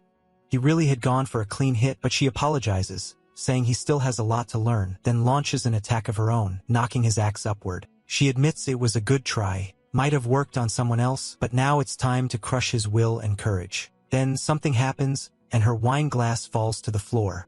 She pressed the knife to his neck. He twists his arm into an awkward reverse grip, sliding his sword up.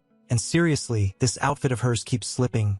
Girl, pull it up. She's impressed he managed to counterattack right after she forced his axe away. She says she finds it amusing that she called him the Prince of the Axe. Cringe. But his real main weapon was actually his sword. She asked if he's really trying to kill her right here because she's not sensing much killing intent. He replies that for him, putting the strongest student in the academy into this situation is already enough. She bites her lip in anger, thinking she never should have let herself be put in such a risky position. And then she decides it's time to get greedy. And if there's one kind of attack Ian can't win against, well, you already know. She makes a certain move and glances back. Wait, now she's blushing? You pull that kind of power move and now you're covering yourself up. Right then, someone outside asks if they can come in because they've been hearing a lot of noise. Ian pushes Delphine back to get some distance, and the maid hears something, opens the door, and finds herself looking at quite the peculiar scene. In a flash, she apologizes and runs off. And if the sister blushed a little, this one turns even redder. Our boy crouches down and takes a quick look, shameless. But then he's already at the door, says goodnight, shuts it, and leaves. Obviously, the new lunatic is now all giddy, probably drawing little hearts on her notebook. Next scene. Everyone in the academy is gossiping about the axe maniac who supposedly threatened an unarmed senior. Seems the guy's been at the academy for 3 years, and no one ever imagined he was this crazy. Suddenly, Ian shows up behind them and tells them to cut it out. The two weirdos run off, and he thinks at least his bad reputation is making people afraid of him. Still, one thing's for sure, his life has changed a lot lately. As he's walking in another part of the campus, he notices some people looking at the announcement board. 12 days left until the hunting festival begins. Since he wants to take part, he's ready to sign up. In theory, he needs 4 people, and so far it's just him and Syria. The ideal lineup would be him, Syria, Leto, and Celine. But what's he planning? Turns out he wants at least one mage on the team. The guy's not thinking about friendship. He's ready to ditch his buddies. He even drops Leto, saying there's no way he wants him on the team. That's it then. Scram kid. The protagonist keeps insisting, but when it comes to persistence, he knows what he's doing. Still, you can bet you won't insist this much with Celine. He mentions that he needs a mage, and Leto says to just listen. He's got an idea. And, of course, it's time for Elsie, the little witch from before. I guess she fall for him in a single chapter, but I was wrong. Anyone who guessed 3 or 4 chapters wins. In the next chapter, she's chewing someone out saying that just because she lost once doesn't mean her power has weakened. The guy's apologizing while she's forming energy balls, about to blast our boy, but doesn't follow through. Right then, someone calls her name, and she tells them to shut up and stop interrupting. That is until she turns around and sees who it is. Yep, it's him. He reaches into his pocket, pulls out his little axe, and asks if they can have a chat. The other guy bolts, and she's left shaking, demanding he just say what he wants. Leva's plan was simple. Send Ian in with his axe to intimidate her into joining the team. Ian smiles, saying he's only here to talk and she doesn't need to be afraid, but she's trembling all over, asking what he wants with her this time. As he steps closer, she gets tense, slipping into a defensive stance, but then he pats her head, saying she must be going through a lot. Looks like, folks, it's happening this chapter after all. She calls him a bastard, and he asks why. Obviously, she answers that it's because everyone's been mocking her ever since she got beaten. They're all saying she's an idiot who just cries because she lost to a 3rd year. He tells her it's actually her own fault because all he wanted that day was to take a few hits and leave. But when the blonde showed up, everything changed. Elsie asks why he's even talking about that woman. He says it's because she should get revenge on Delphine. It'd be the perfect way to get her pride back. After all, Delphine announced to everyone that she win this year's hunting festival to bring honor to her family, so making her lose would ruin her reputation completely. Kelsey agrees, saying that's exactly what Delphine deserves. Ian then asks if she wants to join him in the hunting festival. She doesn't seem eager at first, but after locking eyes with him and then looking away, she says she doesn't think he's that strong. Still, it'd be better to bet everything she has than let Delphine win so easily. Elsie agrees, adding that seeing that woman win would only make her angrier. Ian says that's exactly why she should team up with him, so they can secure the victory together. She answers that fine. She knows she's being tricked somehow, but she's willing to give it a try. The strategy he had in mind was pretty obvious. Elsie would serve as support using only a few well-placed attacks while he stayed on the front line, blocking strikes and creating openings. At the same time, Syria would move in from the side, delivering her chain of slashes to finish the job. The only problem was that this way, all enemy attention would be on him, which would make things tough. He'd need someone else. And finally, he remembered his childhood friend. It had to be someone skilled who had good synergy with him. Céline came from a family of hunters, so maybe she'd be good at tracking magical beasts. The problem was that she and Syria weren't exactly on good terms. Still, with little time left, he decided he couldn't be too picky. Next scene, he goes to talk to Syria, who immediately grabs him by the collar and demands to know what he was doing in her sister's room yesterday. Awkwardly, he tries to explain, but in that hesitation, she's already decided something's definitely wrong. He pulls free while she fumes, now realizing her sister is interested in him. She also seems angry at him because he once said he'd always be by her side. Our protagonist is totally confused. What rumor is even going around? Either way, he changes the subject and says the team has already decided. They needed a mage, so he invited Elsie. Syria brightens instantly. Staying there with Elsie helping, they wouldn't have to worry about either offense or defense. But then he adds that the second person would be Céline. Right away, Syria says that's not a good idea. They'll just cause arguments. He replies that no one's as skilled as Céline at hunting monsters. Syria just says she hates people who like to argue like that girl does. Ian had expected she wouldn't like it, but he couldn't back down now. He puts a hand on her shoulder and says that he knows it might be difficult, but he'd like her to trust him this time. And, of course, with just a couple of words, the King of Smiles convinces her. Now all that was left was getting Céline to agree. So here we are at night. She's sitting on a bench and he walks up, asking how she's been lately. She stands up, hands clasped in front of her. Seriously, every girl here looks like they stepped out of a cute anime. He's direct, asking if she wants to join his group for the hunting festival. Syria is already in, and even though he knows they don't get along, he wants to invite her. Céline admits she doesn't like Syria, but then changes her expression and says, fine. No one works with him as well as she does anyway. Ian thinks at least she accepted quickly. With that, he assembled the perfect little harem for battle. The only problem now was, of course, team coordination. One was always looking to pick a fight, another had zero social skills, and Céline would definitely want to compete for his attention. His initial plan was to get them to work well together. So it was time for some practical training, though the situation between them was risky. They're standing side by side, glaring at each other, while he stands next to Elsie. The tension is obvious. Elsie comments, "What do you even call it when a team doesn't want to talk to each other?" The protagonist just tells her to be quiet and shows her the axe, reminding her she promised to join, so she better not back out. Hidden under her hat, she mutters that fine, but it's not like this training is going to be worth anything at this rate. Then Céline says if they're just going to stand there staring at each other, they might as well postpone the training until tomorrow. But he tells them not to worry. A special guest will be joining them.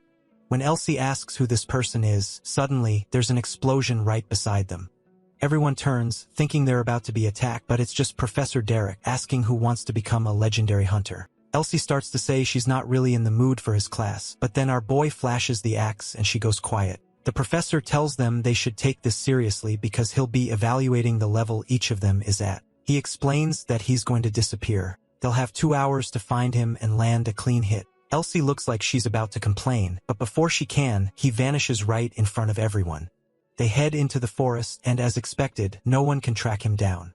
Céline says they just have to observe their surroundings, and they'll spot some trace or clue. Anon asks if she actually knows how to do that, and she replies that, of course, she does. She's not some spoiled noble like them.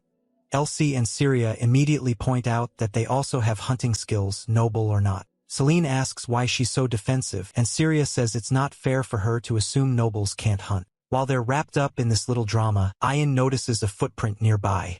Céline praises him, saying that hunting close to her must have made him pretty good. This girl just can't stop provoking Syria, who snaps at her to cut it out and focus.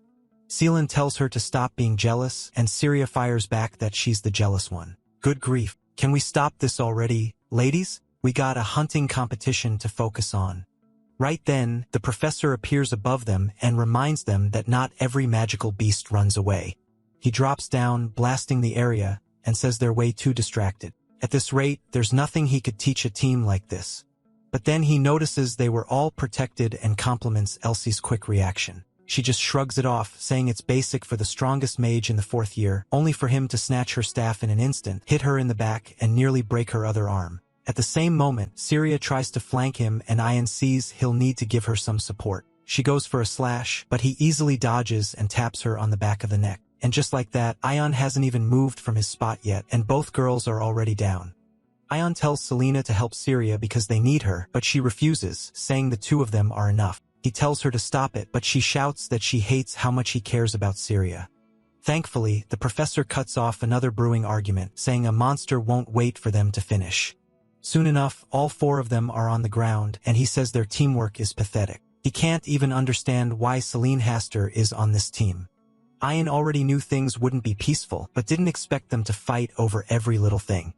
And honestly, the solution to all of this starts with and ends with Rem. Later that night in her room, Celine is sitting there looking down, thinking about Ian when he was kid. When she comes out of the bathroom, she notices a small letter on the floor. It invites her to meet in the Eastern Forest at 10:30 to talk about something. She recognizes Ion's handwriting and wonders if it's because of what happened today.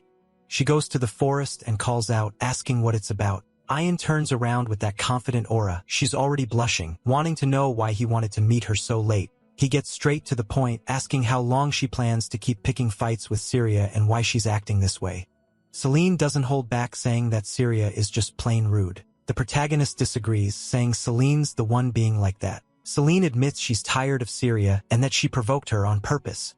And then, out of nowhere, Ian tells her to come at him because he's going to settle this once and for all. Wait, is he seriously about to fight her? This guy's idea of solving problems with women really isn't normal. She's standing there all tense, asking what the hell he's even talking about. Has he lost his mind? He tosses her a sword and says, "Come on, let's duel." But Ian, don't go hitting me like that. Why don't we even duel? It doesn't make sense. Shut up. I'm the one calling the shots here. Whoever wins gives the orders settled. Wow, you're such a jerk. Fine then. I'll beat you and make you obey me. And she meant it. On the very first swing, she had her arm raised high and was coming in hard. When it's about winning over a guy, these girls put their whole soul into it. But when it's a regular fight of the academy, they just get beaten. The protagonist asks if she drank some kind of potion, but she says she learned it from his spirit, a technique that puts all your strength into one single attack. And apparently it worked. He's thinking this damn spirit has been teaching her things it shouldn't have. Then she tells him to get ready because she's going all out, and she comes down with another vertical strike aimed straight for his head. He's impressed by the strength but dodges easily, noticing her movements are still slow. He goes in for a counter, but she shows surprising flexibility, rolling away like an armadillo, ending up behind him. She swings. He raises his sword to block, and it looks like she's about to land a clean hit on his leg until he pulls out his trusty axe and knocks the sword out of her hands. And wait, blood? What the hell? He's never even hit a villain with the sharp end of that axe, and now he's using it here. This guy, I'm telling you, he should be arrested. She says she knew he'd pull out that axe. Realizing he needs to change tactics, he switches to his spinning axe throw. She moves in and saying that tossing weapons like that won't change anything, but he throws not only the axe but his sword as well. When she blocks the sword, he catches the axe mid-air and goes in, ready to finish off his childhood friend. She stumbles, drops her sword, and he goes to grab it, only to turn and try for a sword strike himself. But seeing the scene, Aya knows this won't be just any cut. He's aiming straight for her chest. And yeah, blood spurts, but it's from her driving her arm into his strike. She realizes that if he hadn't stopped her attack with his arm, or she hadn't stopped his, they both would have been dead. Still, if there's one thing this guy knows how to do, it's farming that confident aura. He puts a hand on her head and says he's the one who won this time. She tells him to get treatment, but he just said she needs to apologize to Syria. She gets mad, saying there are plenty of other things he could have asked for, but he falls asleep right then. It would have been pretty depressing to wake up in the church again, facing those giant nuns with the forbidden uniforms, and speak of the devil, it's Celine, saying he's finally awake, and that it's a good thing the injury wasn't anything serious. At that moment, Sirius walks in, saying she heard from the sink that he got hurt. Celine takes a breath, stands up, and apologizes for always picking fights. From now on, they can share in. He thanks her, figuring maybe things will get better like this. But Sirius says what Celine does doesn't even bother her anymore. She's dealt with it all her life. Still, since Celine's apologizing, she admits part of it is her fault too. From now on, it'll be a happy little trio. The protagonists touched, but the plan worked even better than expected. Now the group's more united for the hunting festival. With that settled, all that's left is to perfect their teamwork. He's still looking forward to the day the evil spirit takes over his body again. But for now, the towering saint walks in, saying it's good to see he's feeling better. Then she tells the two girls to leave so she can treat Serene. The protagonist wonders why he's suddenly feeling a strange chill. Celine gives her a sharp look and tells the saint to take extra good care of him because she really likes the boy. But the blessed one simply replies that if she likes him that much, she should make sure he doesn't get hurt in the first place. Celine freezes up, flustered, and leaves. The saint then tells the serious one to get out too, but Syria says she wants to stay. The saint replies that would only be possible if she were his wife. Syria lingers there, blushing a little, and asks if that makes her his lover. The saint says no to that as well, and then kicks her out, shutting the door if she tells Ian to stretch out his arm. He obeys and asks why she threw them both out. Ignoring the question, she tells him to stop getting hurt just to impress women. She's already realized his body won't be able to handle much more. Lately, he's been showing up here constantly, and sooner or later it's going to result in some kind of permit damage. She also gives him a piece of advice as the saying of this place. She says he shouldn't take part in the hunting festival. His body is already at its limit. Ian thinks that no matter what she says, his participation is unavoidable. She asks him to promise, and the shameless guy promises without hesitation. Seriously, why doesn't he just say, "I have to go. I need the credit"? No. He lies straight to her face. Just then, the strange-looking man with green hair shows up, asking if much happened in the month he was away. This is Iran, the saint's third-year guardian. Ian says it looks like he's back from the Kingdom of Light. The saint welcomes him and asks if he managed to bring the item. Iran says it took time, but here it is, a blood crystal, a sacred treasure given only to saints, and there's only one in the entire kingdom. This item drastically strengthens the saint's healing abilities. So long as someone isn't 100% dead, she can now save them. Looking at Iran starts to say something, but the saint cuts him off, confirming that, yes, with this, Emma could be saved. The problem is the item is extremely precious, so unless it's an emergency and she has permission from the kingdom, it can't be used. I thought she'd be able to level up with it, but no. It drains her power, so she can't just use it freely. She then asks to excuse herself from the boy. She tries to place a hand over his heart, but it's hard to even find it with so much mass in the way. With that, they leave, and Ian thinks that if he had a choice, he wouldn't want to be in this position either. But there's too much at stake, and he needs to take part in the hunting festival. He promised Syria they'd win. He also needs to kill a high-ranked beast to get an item that could save Emma. Above all, the letter warned him about an incident that's going to happen. Too bad for the saint, but he's going to have to get hurt again. Training with the professor continued, and the big day finally arrived. The legend who built his harem in just 24 chapters arrived with his crew. Elsie compliments them, saying she thought they wouldn't stand a chance, but at least now they won't be getting in each other's way. Ian tells her to take it seriously as if everyone's life are on the line. Elsie doesn't believe it'll be that serious, and just as Ian's about to say something, a knife comes flying at him out of nowhere. He blocks it with his axe. $1 quadrillion says it's the crazy blonde, half-naked, and sure enough, it's her. She says it's been a while since they've seen each other, Prince of the Little Axe. He tells her that was extremely risky, but she tells him to stop exaggerating. She knew he'd dodge it easily. Besides, she only came to say hello to her little sister. Aya immediately tells Syria to take a step back and disappear, like she's always done. In letter number 9, the sender thanks him, saying it was thanks to him that she was able to win the hunting festival. Finding that monster was terrifying, but they survived. It was also interesting to discover its weakness was the horn. Next chapter, right after Delphine says that the protagonist can't help but think she truly is a terrible person. She didn't need to go that far just to discourage Syria like that. The protagonist tells her to stop being ridiculous. Just because she's interfering doesn't mean she's going to ruin their chances of winning the hunting festival. Delphine tells him to be quiet because she's talking to her sister. Then Elsie steps in, telling Delphine to shut it unless she wants it beating during the competition. Still, the older sister presses on, telling both of them to stay out of it because she's addressing Syria. That's when Syria remembers how the blonde always told her to stay in her place, insisting she could never win, that she wasn't useful enough, and that in the end, she only suffer. Syria freezes up, unable to respond, until the protagonist tells her she's not a child anymore, and just needs to stand her ground. she doesn't have to feel intimidated, especially since she's in the competition to overcome that very thing. Syria calls out to her sister, saying this time she won't back down. Of course, Delphine says she's looking forward to it. It's been a long time since their rivalry meant anything, and now the hunting festival will be much more interesting. She turns to leave, but Ian calls out to her, tossing a blade and saying she forgot something. Before it can reach her, a shaved head guy steps in, blocks it, and knocks it back. Ian catches it in midair and asks why they don't just take what belongs to them. Delphine says it's a gift for stopping that surprise attack. Iron says fine then and tucks it into his shirt. The shaved head guy compliments Iron's axe skills. Elsie tells him to just say who he is, getting involved like this. The stranger pulls out 2 axes and says he'll show his own skills with the weapon. He starts doing some kind of trick display, and the protagonist is completely baffled at whatever this guy's trying to pull. Ian casually flicks his finger from his side and ruins the guy's little performance, making him step back. The stranger tells Ian to stop acting crazy and attacking out of nowhere. Ian says he was just showing his own skills too. Then a blue-haired girl complains, but the guy tells Asia to calm down. He's just demonstrating his abilities to the kid. Another long-haired guy calls him Mark, and Mark tells Furman that he's on his way. Before leaving, Mark tells Ian that if he's interested in enjoying the circus, he's welcome to come along.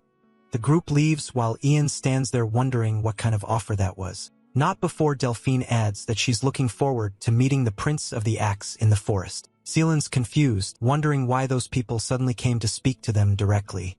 But in the next scene, the competition's about to begin. The rules are simple. Each team has until 8 at night to capture a magical beast. After that, the judges will evaluate the strength and difficulty of the beast they bring in, and the ranking will be decided from there. The event's about to start, and everyone's told to get ready.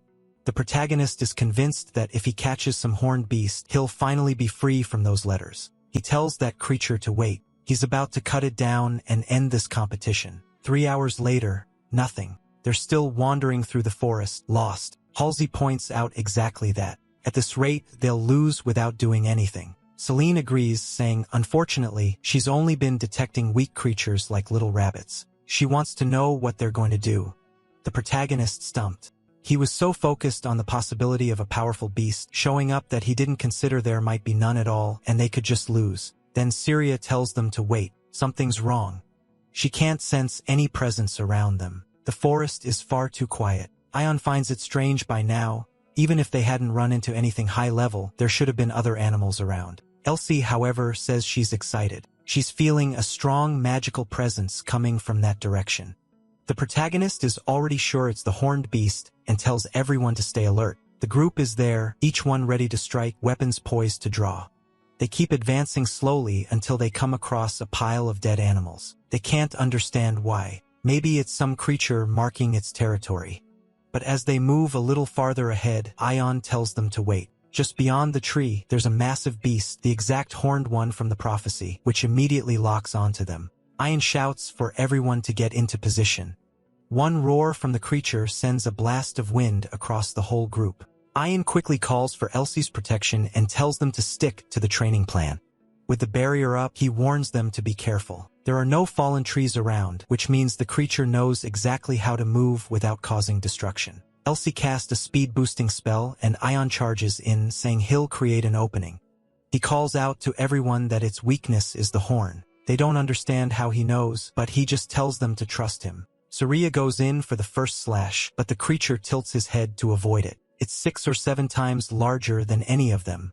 It swings a massive paw at Syria, who ducks low to dodge, beautiful form, but instead of using that to spring back up, she's left vulnerable and about to be crushed. Selene tells her not to be afraid and to keep pushing forward, intercepting the attack so Syria can advance. At that distance, Syria is sure she can land the hit. But when she drives her sword in, the creature splits open, or maybe it just shifted. Either way, it's something demonic. It launches straight for Celine's neck. That's when Ion realizes how this thing moved without knocking down trees. He warns Celine to watch out, throws his sword, and it lands squarely in the creature's head. The beast retreats toward its body, swiping at the two of them as they try to fall back. Then, in a blink, it's small again. They can't even read its movements. Both girls ask how they're supposed to hit something like that. Ion says they'll have to rely on Elsie's precision. Her magic should be able to stop it. The three of them need to focus on buying as much time as possible. But before he can say more, an arrow merely hits him and half the forest explodes. He's the only one who gets blasted far away. Salong circles around the side while he brushes it off, saying it's nothing, he's here to tank. They keep pressing forward, slashing from both sides of the wolf-like beast. It goes in for another bite, this time pinning Celine to the ground. Meanwhile, Syria and Ian run to shield Elsie. She begins casting, asking them to hold it in place. Syria moves in for a strike at the horn, but the monster swipes her away again. Ion comes in from the side, tossing his sword upward, and seems to land a solid blow to its snout, but the sword is batted into the air. At least it creates an opening for Elsie, who says that's enough. A magic circle appears. Lightning and smoke fill the forest. Ion is certain there's no way the monster could survive such a large-scale attack. But when the smoke clears, the creature is standing there staring straight at him. Elsie immediately realizes the boss has lightning resistance. Ion charges forward, wondering why none of this was mentioned in the letter. The only high-level magic Elsie has mastered is lightning, which means they're in trouble. The plan now is to buy some time and think of a new strategy. That's when he notices a slight gap between the horn and the rest of his body. He tells her they're going to try again. She says it's pointless because of the lightning resistance, but he just tells her to keep quiet. They don't have time to think of something else. And, of course, with a plan like that and an IQ of 16, it doesn't work. The fact that the boss had lightning resistance made it obvious it also had mastery over that element. And sure enough, it started conjuring an electric sphere in its mouth, blasting the forest once again. In letter number 10, the sender wrote that it was good they managed to kill that beast. It was a shame they were suddenly attacked right afterward, but in the end, it was still worth it. The next chapter begins with the beast attacking again and Ein shouting for Elsie to get out of the way.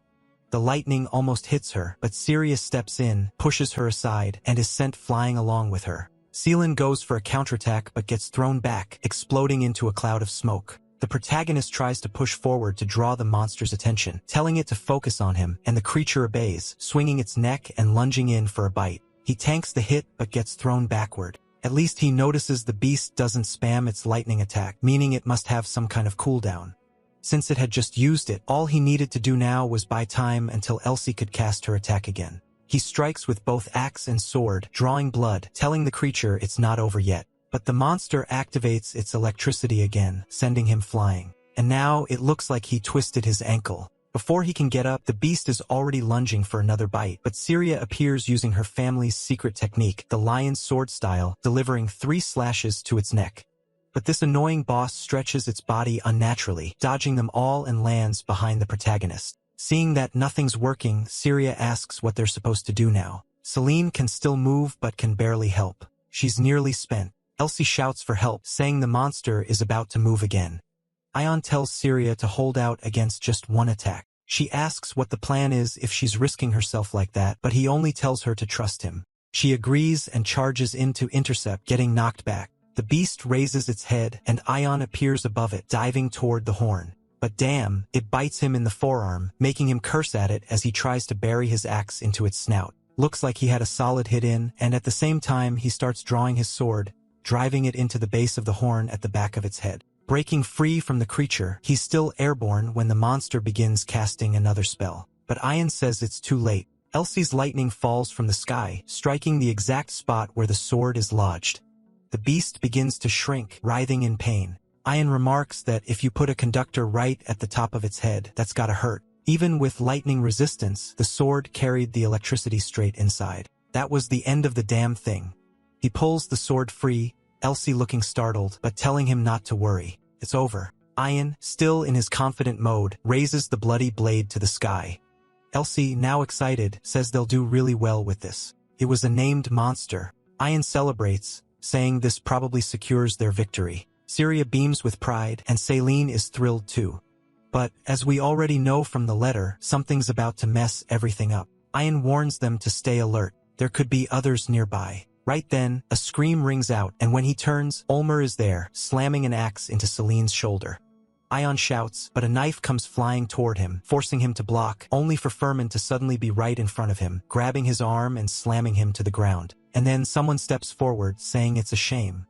Isaiah, the blue-haired one, is already holding Elsie down while the others tell everyone to stay still. Someone steps right up to Syria. It's her, the blonde, and the robe, saying that whoever takes this beast will win, and it sure won't be them, unless Syria was planning on facing her.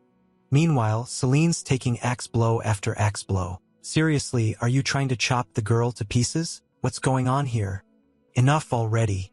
Over there, one of them is frozen in place like a popsicle, and the protagonist is lying on the ground doing nothing. Then Syria lifts her sword and says she won't back down. Her sister smirks, telling her she should already know she's still far from her level. Syria tries to use that special technique, but one slash from her sister tears through it, and then a kick straight to the stomach sends her skidding across the ground. Even so, the determined one gets back up, saying she knows she's not ready, but she's not just going to stand there and watch.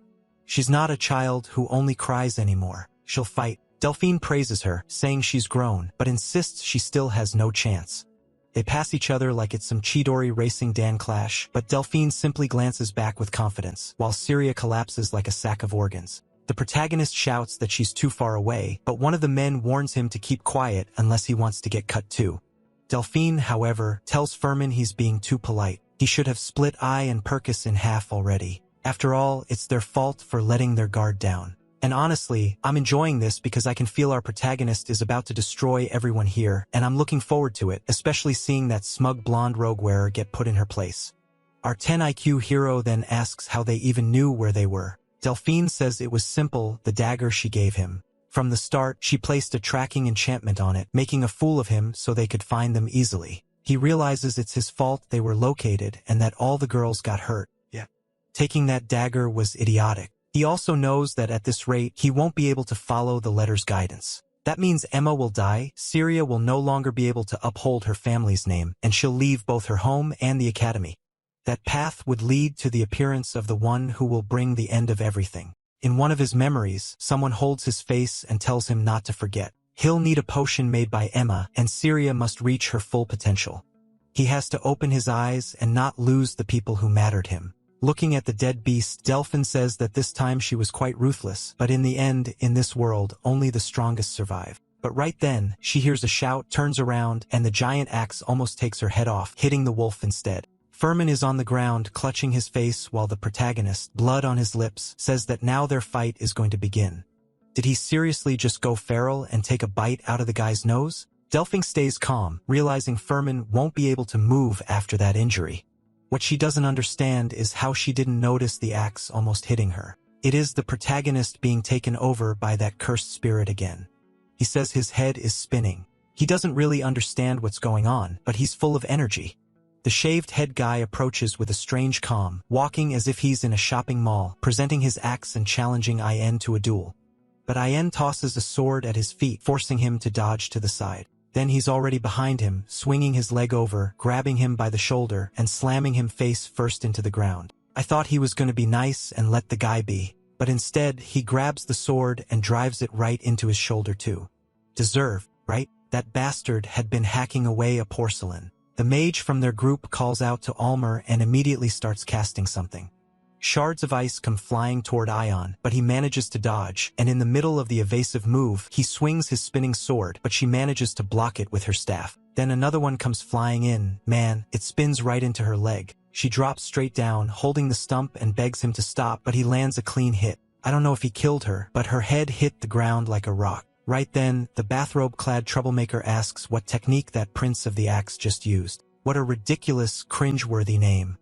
She's certain he's using something normal people shouldn't know and demands he explain himself. Ian just tells her to shut up and come at him. Letter number 11 says that from that victory on that day, the person writing the letters learned the taste of victory. From then on, she began to take an interest in him and never imagined she would love him forever. I don't know if Syria is the one writing these letters because it would be too obvious if it were her. But then again, maybe that's the point. Sometimes the obvious answer is just bait, you know. Next chapter, Delphine keeps pressing him, telling him to stop dodging the question. She says the fighting style he used against Ulmer is a Sacred Kingdom technique, jujitsu style. On top of that, the undetectable axe throw was because of some kind of sword circle. That's something Syria once explained as motion and stillness, a state where movement and stillness become one, where it looks like you're standing still but you're actually moving, which doesn't make sense at all, right? I am naturally asks how something like that is even possible, but Delphine explains that it's a difficult technique to grasp yet extremely powerful. At that moment, I am wonders where this memory of his comes from. He doesn't remember ever experiencing something like that. He just tells her she must be mistaken. He has no idea what she's talking about. But she draws her sword right away, saying he clearly doesn't want to reveal where he learned it, so she'll just have to force it out of him. She rushes forward with a relentless series of attacks, and now his courage is running dry. Her blade nearly slices his neck. She keeps mocking him, calling him a coward who only runs away. He stumbles clumsily, drops his sword. Oh. But at the same time, he tosses it. She dodges it, but then wait, what? The thing comes spinning back like a boomerang from behind while he charges in with his axe. Delphine counters the technique like a lion's claw, carving numerous slashes in every direction. She tells him he's delusional if he thinks he can beat her. He just keeps smiling like a madman while she's trying to figure out how he dodged her attack. That technique sends out countless fiends, so normally people can't avoid the real strikes. She reactivates her aura and says, fine, then she'll just keep attacking. Ian keeps dodging, and she's still trying to understand how. Then he suddenly backed up against a tree, and she knows there's no way for him to escape. At that moment, Ian remembers how people who saw him fight while possessed by that spirit said it looked like he was bending space, like he was using topology magic in the middle of swordplay. Combining that with the so-called stillness movement, he decides to try something and hurls his axe. She blocks it and asks if he's so desperate that he's throwing away his own weapon. But as he moves in toward the attack, he thinks to himself that he doesn't have the talent to transform his body like that magical beast. Even so, he still had something else. One moment, he's seen the entire terrain around him, and it's like he slips right into her attack as if it's nothing. She tries to act calm, saying it's fine since he doesn't have a weapon, but he leans into her ear and asks if she wants to die right there. With the blade in her neck, she raises her hands and admits that this time she's lost. Embarrassed, she starts putting her sword away, saying she never imagined she'd lose to someone like him, only for him to cut her off mid-sentence by stabbing her, telling her that in this world, only the strongest survive. Well, Delphine, looks like you're done for, because he pulls the blade out and drives it into her back again. If there's one guy who doesn't mind beating on a woman, it's him. He drags the knife along her back, saying there's something they need to settle. First, she has to apologize to Syria. Delphine doesn't look too willing, but he pulls out the axe and warns her that if she doesn't apologize, she'll die. After taking 2 knife drags to the body, she can tell he's not bluffing. She sighs and says it seems she's been reduced to the miserable position of begging for her life. He replies that it's only necessary if she cares about staying alive. So she swallows her pride, turns to Syria, and apologizes for humiliating her and stealing her kills. She confesses it was her who spread those rumors at school and made everyone bully her. Then she turns back to Ian and asks if that's good enough. With the axe still at her neck, she says she was honest, so he better not pull the whole you weren't sincere act. But he tells her he was never interested in that from the start. He just wanted to make sure she understood what would happen if she got in his way. She says she understands perfectly, though personally, I think she still deserves another beating. Hopefully, next chapter, she suffers a bit more. Letter number 12 is just a woman missing someone, and the next chapter starts right away with the exam results. No, I wanted to see the blonde get beaten more. The teacher is saying the festival was amazing, and everyone did better than he expected. Risky and dangerous situations, even ones where there could have been casual ties. But thanks to brave students, that extremely dangerous beast was eliminated. Then he announces the names of the 4 heroes. The little witch who was actually useful for once, Celine who got tossed around all the time, Syria who mostly fell to the ground, and oh, there's a certain saintly lady wondering why he went through all that when she told him he'd only get hurt. And the man himself standing proud, Ion Purkis. The 4 of them had captured the most powerful creature, and each would receive a bottle of dragon's blood. The teacher praises their capture, saying they could easily make at least 10,000 gold coins from it. Of course, Ion is far more interested in saving Emma. Too bad the item doesn't belong solely to him, after all, they all won together. But the harem ladies are all saying they don't need the money, those noble brats. Even Syria says the same. Celine, on the other hand, is poor. And what does she say? She says that just getting the dragon's blood is enough for her, so he can do whatever he wants with the rest of the loot. Right away, he calls over the tall saint and says this should be more than enough an offering to treat Emma. I'll admit I roasted him before for forgetting about Emma for a chapter, but it's been 30 chapters since that girl got hurt and he's still focused on saving her.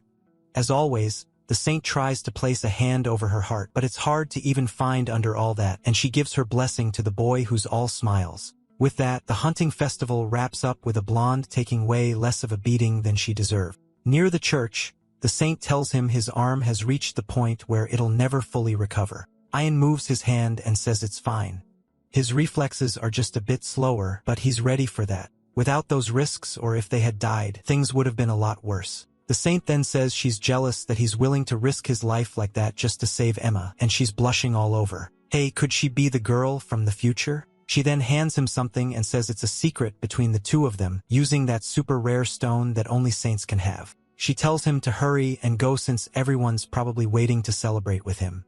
He leaves while she quietly prays for God to bless him. And this guy's living the perfect life, walks out from the big saint and straight over to 3 drunk girls. Look at Lego there, man, I even forgotten that guy existed. The protagonist is already trying to kick him out, saying this is the winner's table. The friend doesn't care and says he's staying even though he didn't go to the festival. The protagonist notices he's already drunk. Right then, Syria comes calling out for him, saying they need to have a little talk, just the two of them. But look at Solii in the background, curious as ever. In the conversation, Syria admits that in the end, he's the one who defeated her sister. But he says what matters is that she didn't back down and prove herself strong. She wouldn't have to bow her head to anyone in the academy anymore. That makes her happy. She lowers her head, turns around, and says she has something to tell him. The guy thinks she's about to confess, but instead, she just kneels and thanks him, saying it's because of him everything worked out. He realizes he got ahead of himself thinking she confessed. It was just a simple thank you. Then he remembers they've only known each other for a month, yet they've already gotten close. Out of nowhere, he pulls out a necklace and gives it to her, saying it's a gift he found and thought would suit her. A Sophia flower? She once said her mother loved it. Hey. While he's busy with this little romance, you just know Celine is watching and burning with jealousy. And look, it even says in the letter, Sophia, first love. Yeah. Obviously, you're Celine's suffering. Poor girl. This is why the harem route is always best. You don't let any of them suffer. A bit later, Leto asks if he's got something going on with Syria. He says no, they're just friends. The friend says his situation is complicated. He's noticed the saint has been treating him really well too. Could it be she's in love with him? The protagonist tells him to screw off and flips him off, telling him to stop meddling. Lita replies that the one in trouble is him with all these women chasing after him. Not long after, they're heading to bed. Life's perfect, though you have to wonder, will that spirit take over his body tonight and cause trouble? The guy's lying in bed, drooling, wondering how he'll talk to them from now on. Then, another dream. This time, Ian arrives at a cabin. He approaches someone who says they haven't seen him in a long time. From the outfit, it seems to be the saint, and Ian says it's an honor to see her. He asks how things are on the Eastern Front. She says it's the same as always. They're running out of soldiers, and the enemy numbers keep growing. It would be different if they were at least getting reinforcements and supplies, but that's not the case. Ian says the Eastern region is also facing difficulties. At that moment, he turns, and someone says Delphine is coming. He looks confused, and a voice says it can't be avoided anymore. Suddenly, he wakes up and wonders why he keeps having these dreams. He's gotten somewhat used to it, but maybe the heavy drinking last night made it worse. He goes to grab a bottle and finds a letter there. The chapter ends with letter number 13, where the person says a certain cat came to visit the imperial capital. She doesn't want to meddle too much in Ian's life, but trusts that he won't take action. And tonight, she'll dream of him again, Sophia. Next chapter, he's wondering why the letters keep coming. This one talks about how he had chosen an orphanage for the mission and the way he fought so courageously. But strangely, this letter is now from someone named Lucia, and he's wondering where's Sophia. The last chapter's letter was from Sophia, and the one he woke up to now was from Lucia. And yeah, they confuse me too sometimes. Mav organized things. First, the calendar has moved forward, meaning he's lost the memory of something. Second, he feels his body is way stronger, which means he must have drunk the dragon's blood. The amount of mana in his body had nearly doubled. Considering the time that's passed, that means Emma should already be awake. He heads toward the church, knocks on the door, and calls for the saint. At least this time, no one's giving him weird looks, so maybe nothing bad happened. But the second the door opens, someone slashes at him. It's Urin, who cuts him right away, and the protagonist is wondering what the hell is going on.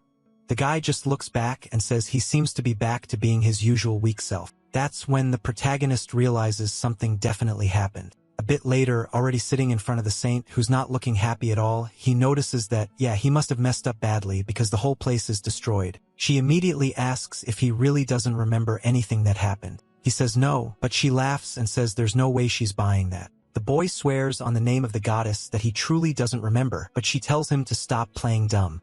Looking disheartened, she says she gets it. He wants her to pretend nothing happened and just hand over that information. Information about how important that certain organization is. Just like us, the protagonist is trying to understand classified info organization. What is she talking about? Suddenly, a letter flies in, and she says it contains the list of orphanages struggling despite receiving aid from the Holy Nation. Ion wonders why he even asked for this, but then remembers the letter also mentioned orphanages. He picks it up from the table, thanks the saint, and she asks what he plans to do with it. He replies that he has no idea.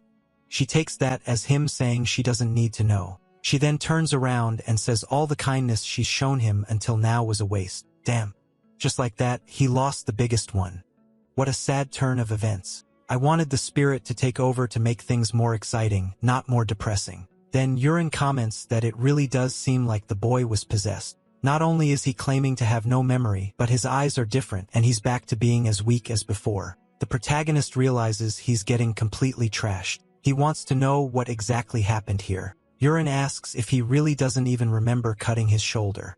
The protagonist, looking all confused, says he has no clue what he's talking about. Yuron then explains that when he walked into the room, the atmosphere was already strange. The saint apologized and warned that this meeting couldn't be in private. The protagonist said he'd get straight to the point. He wanted information on all the orphanages in the eastern region struggling financially receiving aid from the Holy Nation. The saint apologized, saying that no matter how close they were, she couldn't just hand out internal information like that. But then he asked if Archbishop Indel was doing well. She was confused, wondering why he was even talking about that person. Ion then mentioned that certain forces would try and get rid of that person, which to him was a clear sign that a certain faction was making a move. Still, he could pretend he didn't see anything if she just handed over the orphanage information. Yorin knows that the Sane had only recently started wanting to take down this human angel. It's strange that Ion already knows. Okay, let's connect the dots. There's an Archbishop Angel, and the Saint wants to bring him down because of corruption. And the protagonist is threatening to expose it if she doesn't hand over the information. The problem is that neither of them understands how he knows this. And now the best option for the two of them is to make sure he doesn't leak anything. But seeing their reaction, I just told them to come at him. Right away, Irin rushed in to slash him, but the protagonist simply dropped the teacup and disappeared right in front of him. In the next instant, Ian was already at his side and landed a cut that threw the fool off balance. The protagonist followed up with an axe strike, but Irin had to block again, and the kid kept the sequence going. The saint shouted Irin's name and cast a buff on him, which immediately let him stand up to Ian. Irin mourns the boy he can't win, but then Ian runs a string of cuts across his shoulder. Once again, it's that thing with distorting space, and suddenly, the axe bite sinks into Irin's arm. Somehow, Ian was using the sword circle and the kid was brutal. The guy has the axe buried in one shoulder and drives the sword into the other. Obviously, Irin knew he couldn't fight like that. Then the saint tried to punch our boy, beautiful move. But he clearly didn't care, he just hopped aside and gave her a light tap on the arm. Irin wonders why this kid isn't surprised to see her using jujitsu techniques. Ian just fixes her with a stare, hooks his foot in front of her leg, and the girl goes down. Oh, looks like the shock absorber landed on the wrong side. Now I notice Irin is pinned to the wall calling out to her, asking how Iron has the nerve to do something like that to the saint. The protagonist just asks if he really wants to take more of a beating to shut his mouth. Then the saint asks who he is and why he's doing this. The boy suddenly decides it's time to farm aura. He goes over, sits in the chair, and says he is Iron Purkis. Of course, she says that much is obvious, but she wants to know exactly who he is. And Irin comments that the techniques he was using are only normal in the Holy Nation. He also noticed Ion used the sword circle with that X. Neither technique is something anyone from this academy should know. The saying says Irin is right. It's better if Ion is honest. Did she have enough power to make the noble politicians have him killed? Hey now, Asenk, don't threaten my boy. He traced a little finger through the air and rode dragon across her back. The name of the technique was blood-driving script, something only members of the imperial family should possess, and Euron is trying to connect the pieces and figure out how Ion has this ability. At the very least, it means he has some connection with the Empire, which is extremely dangerous. Then Ion calls to the saint and says this would be easier if she would just hand over the information. She answers that it makes no sense for him to say that after breaking her arm and skewering the night. Buddy asks if she wants things to be different. If she's interested, he can burn this whole place down in an instant. The outcome here has already been decided, so she needs to stop crying and obey. Now finally, the little saint trembles and says that in exchange for her handing over the information, he also can't let the business about the archbishop leak. He says fine, walks over to Irin, pulls out the axe and pulls out the sword. Brutal. He glances at the saint who feels humiliated. Then he leaves, saying they should have obeyed and not resisted. Back in the present, Ion wonders why someone who possessed the sacred dragon technique and the imperial family's power was possessing his body. He was just some random kid. Irin then tells the boy not to worry too much. Even though he was weaker than that other version, he was more interesting and a better person to be around. Then he waves goodbye, asking him please not to be possessed again. The plan now is to clean up the mess the possession caused. On top of that, he still needs to deal with this mission about the orphanage. First, it was time to check the mission board. When he got there, everyone looked hesitant. Obviously, depending on the mission you accept, you get more or fewer points. He never cared about grades, so he never bothered to pick missions before. But now he was there looking for a mission involving an orphanage in the east. That's when he found one for the Guilford Children's Home. The mission was to look around, kill some creatures, and receive 25 gold coins. The difficulty was low or mediocre. In theory, it sounded simple, like exterminating some weak monsters. But if it showed up in his dreams, simple was definitely not what it would be. It would have been great if he could call the same team from the hunting festival. But second-year students aren't allowed to take missions, so Celine in Syria couldn't join. Elsie, however, was a third year, so she could. Now he just needed a few more people. Yaron would have been good, but he was always busy guarding the sink. The problem was that he had at most a week to get this started, so he needed to decide on the members soon. I want to know what happened between him and the girls. I'm sure the spirit didn't just cause a little mess. Out of nowhere, someone grabbed his arm and started pulling him along. It was Leto who shoved him against the wall and started looking him over. Then he gave a thumbs up and said the iron he knew was back. He was already sure the guy was going to say again that he lost his memories and was possessed. Our protagonist, however, went straight to the point. He wanted to know what he'd done this time. Leto said he'd spoken with that version, the future version of him who had taken control of his body. Then we see a bit of Lugo asking who he is, and he answers that he's Ian Purkis. Obviously, Leto, back off. Now you and the girls get that close. He said he knew he wasn't Ian because the Ian he knew was way goofier and not that calm.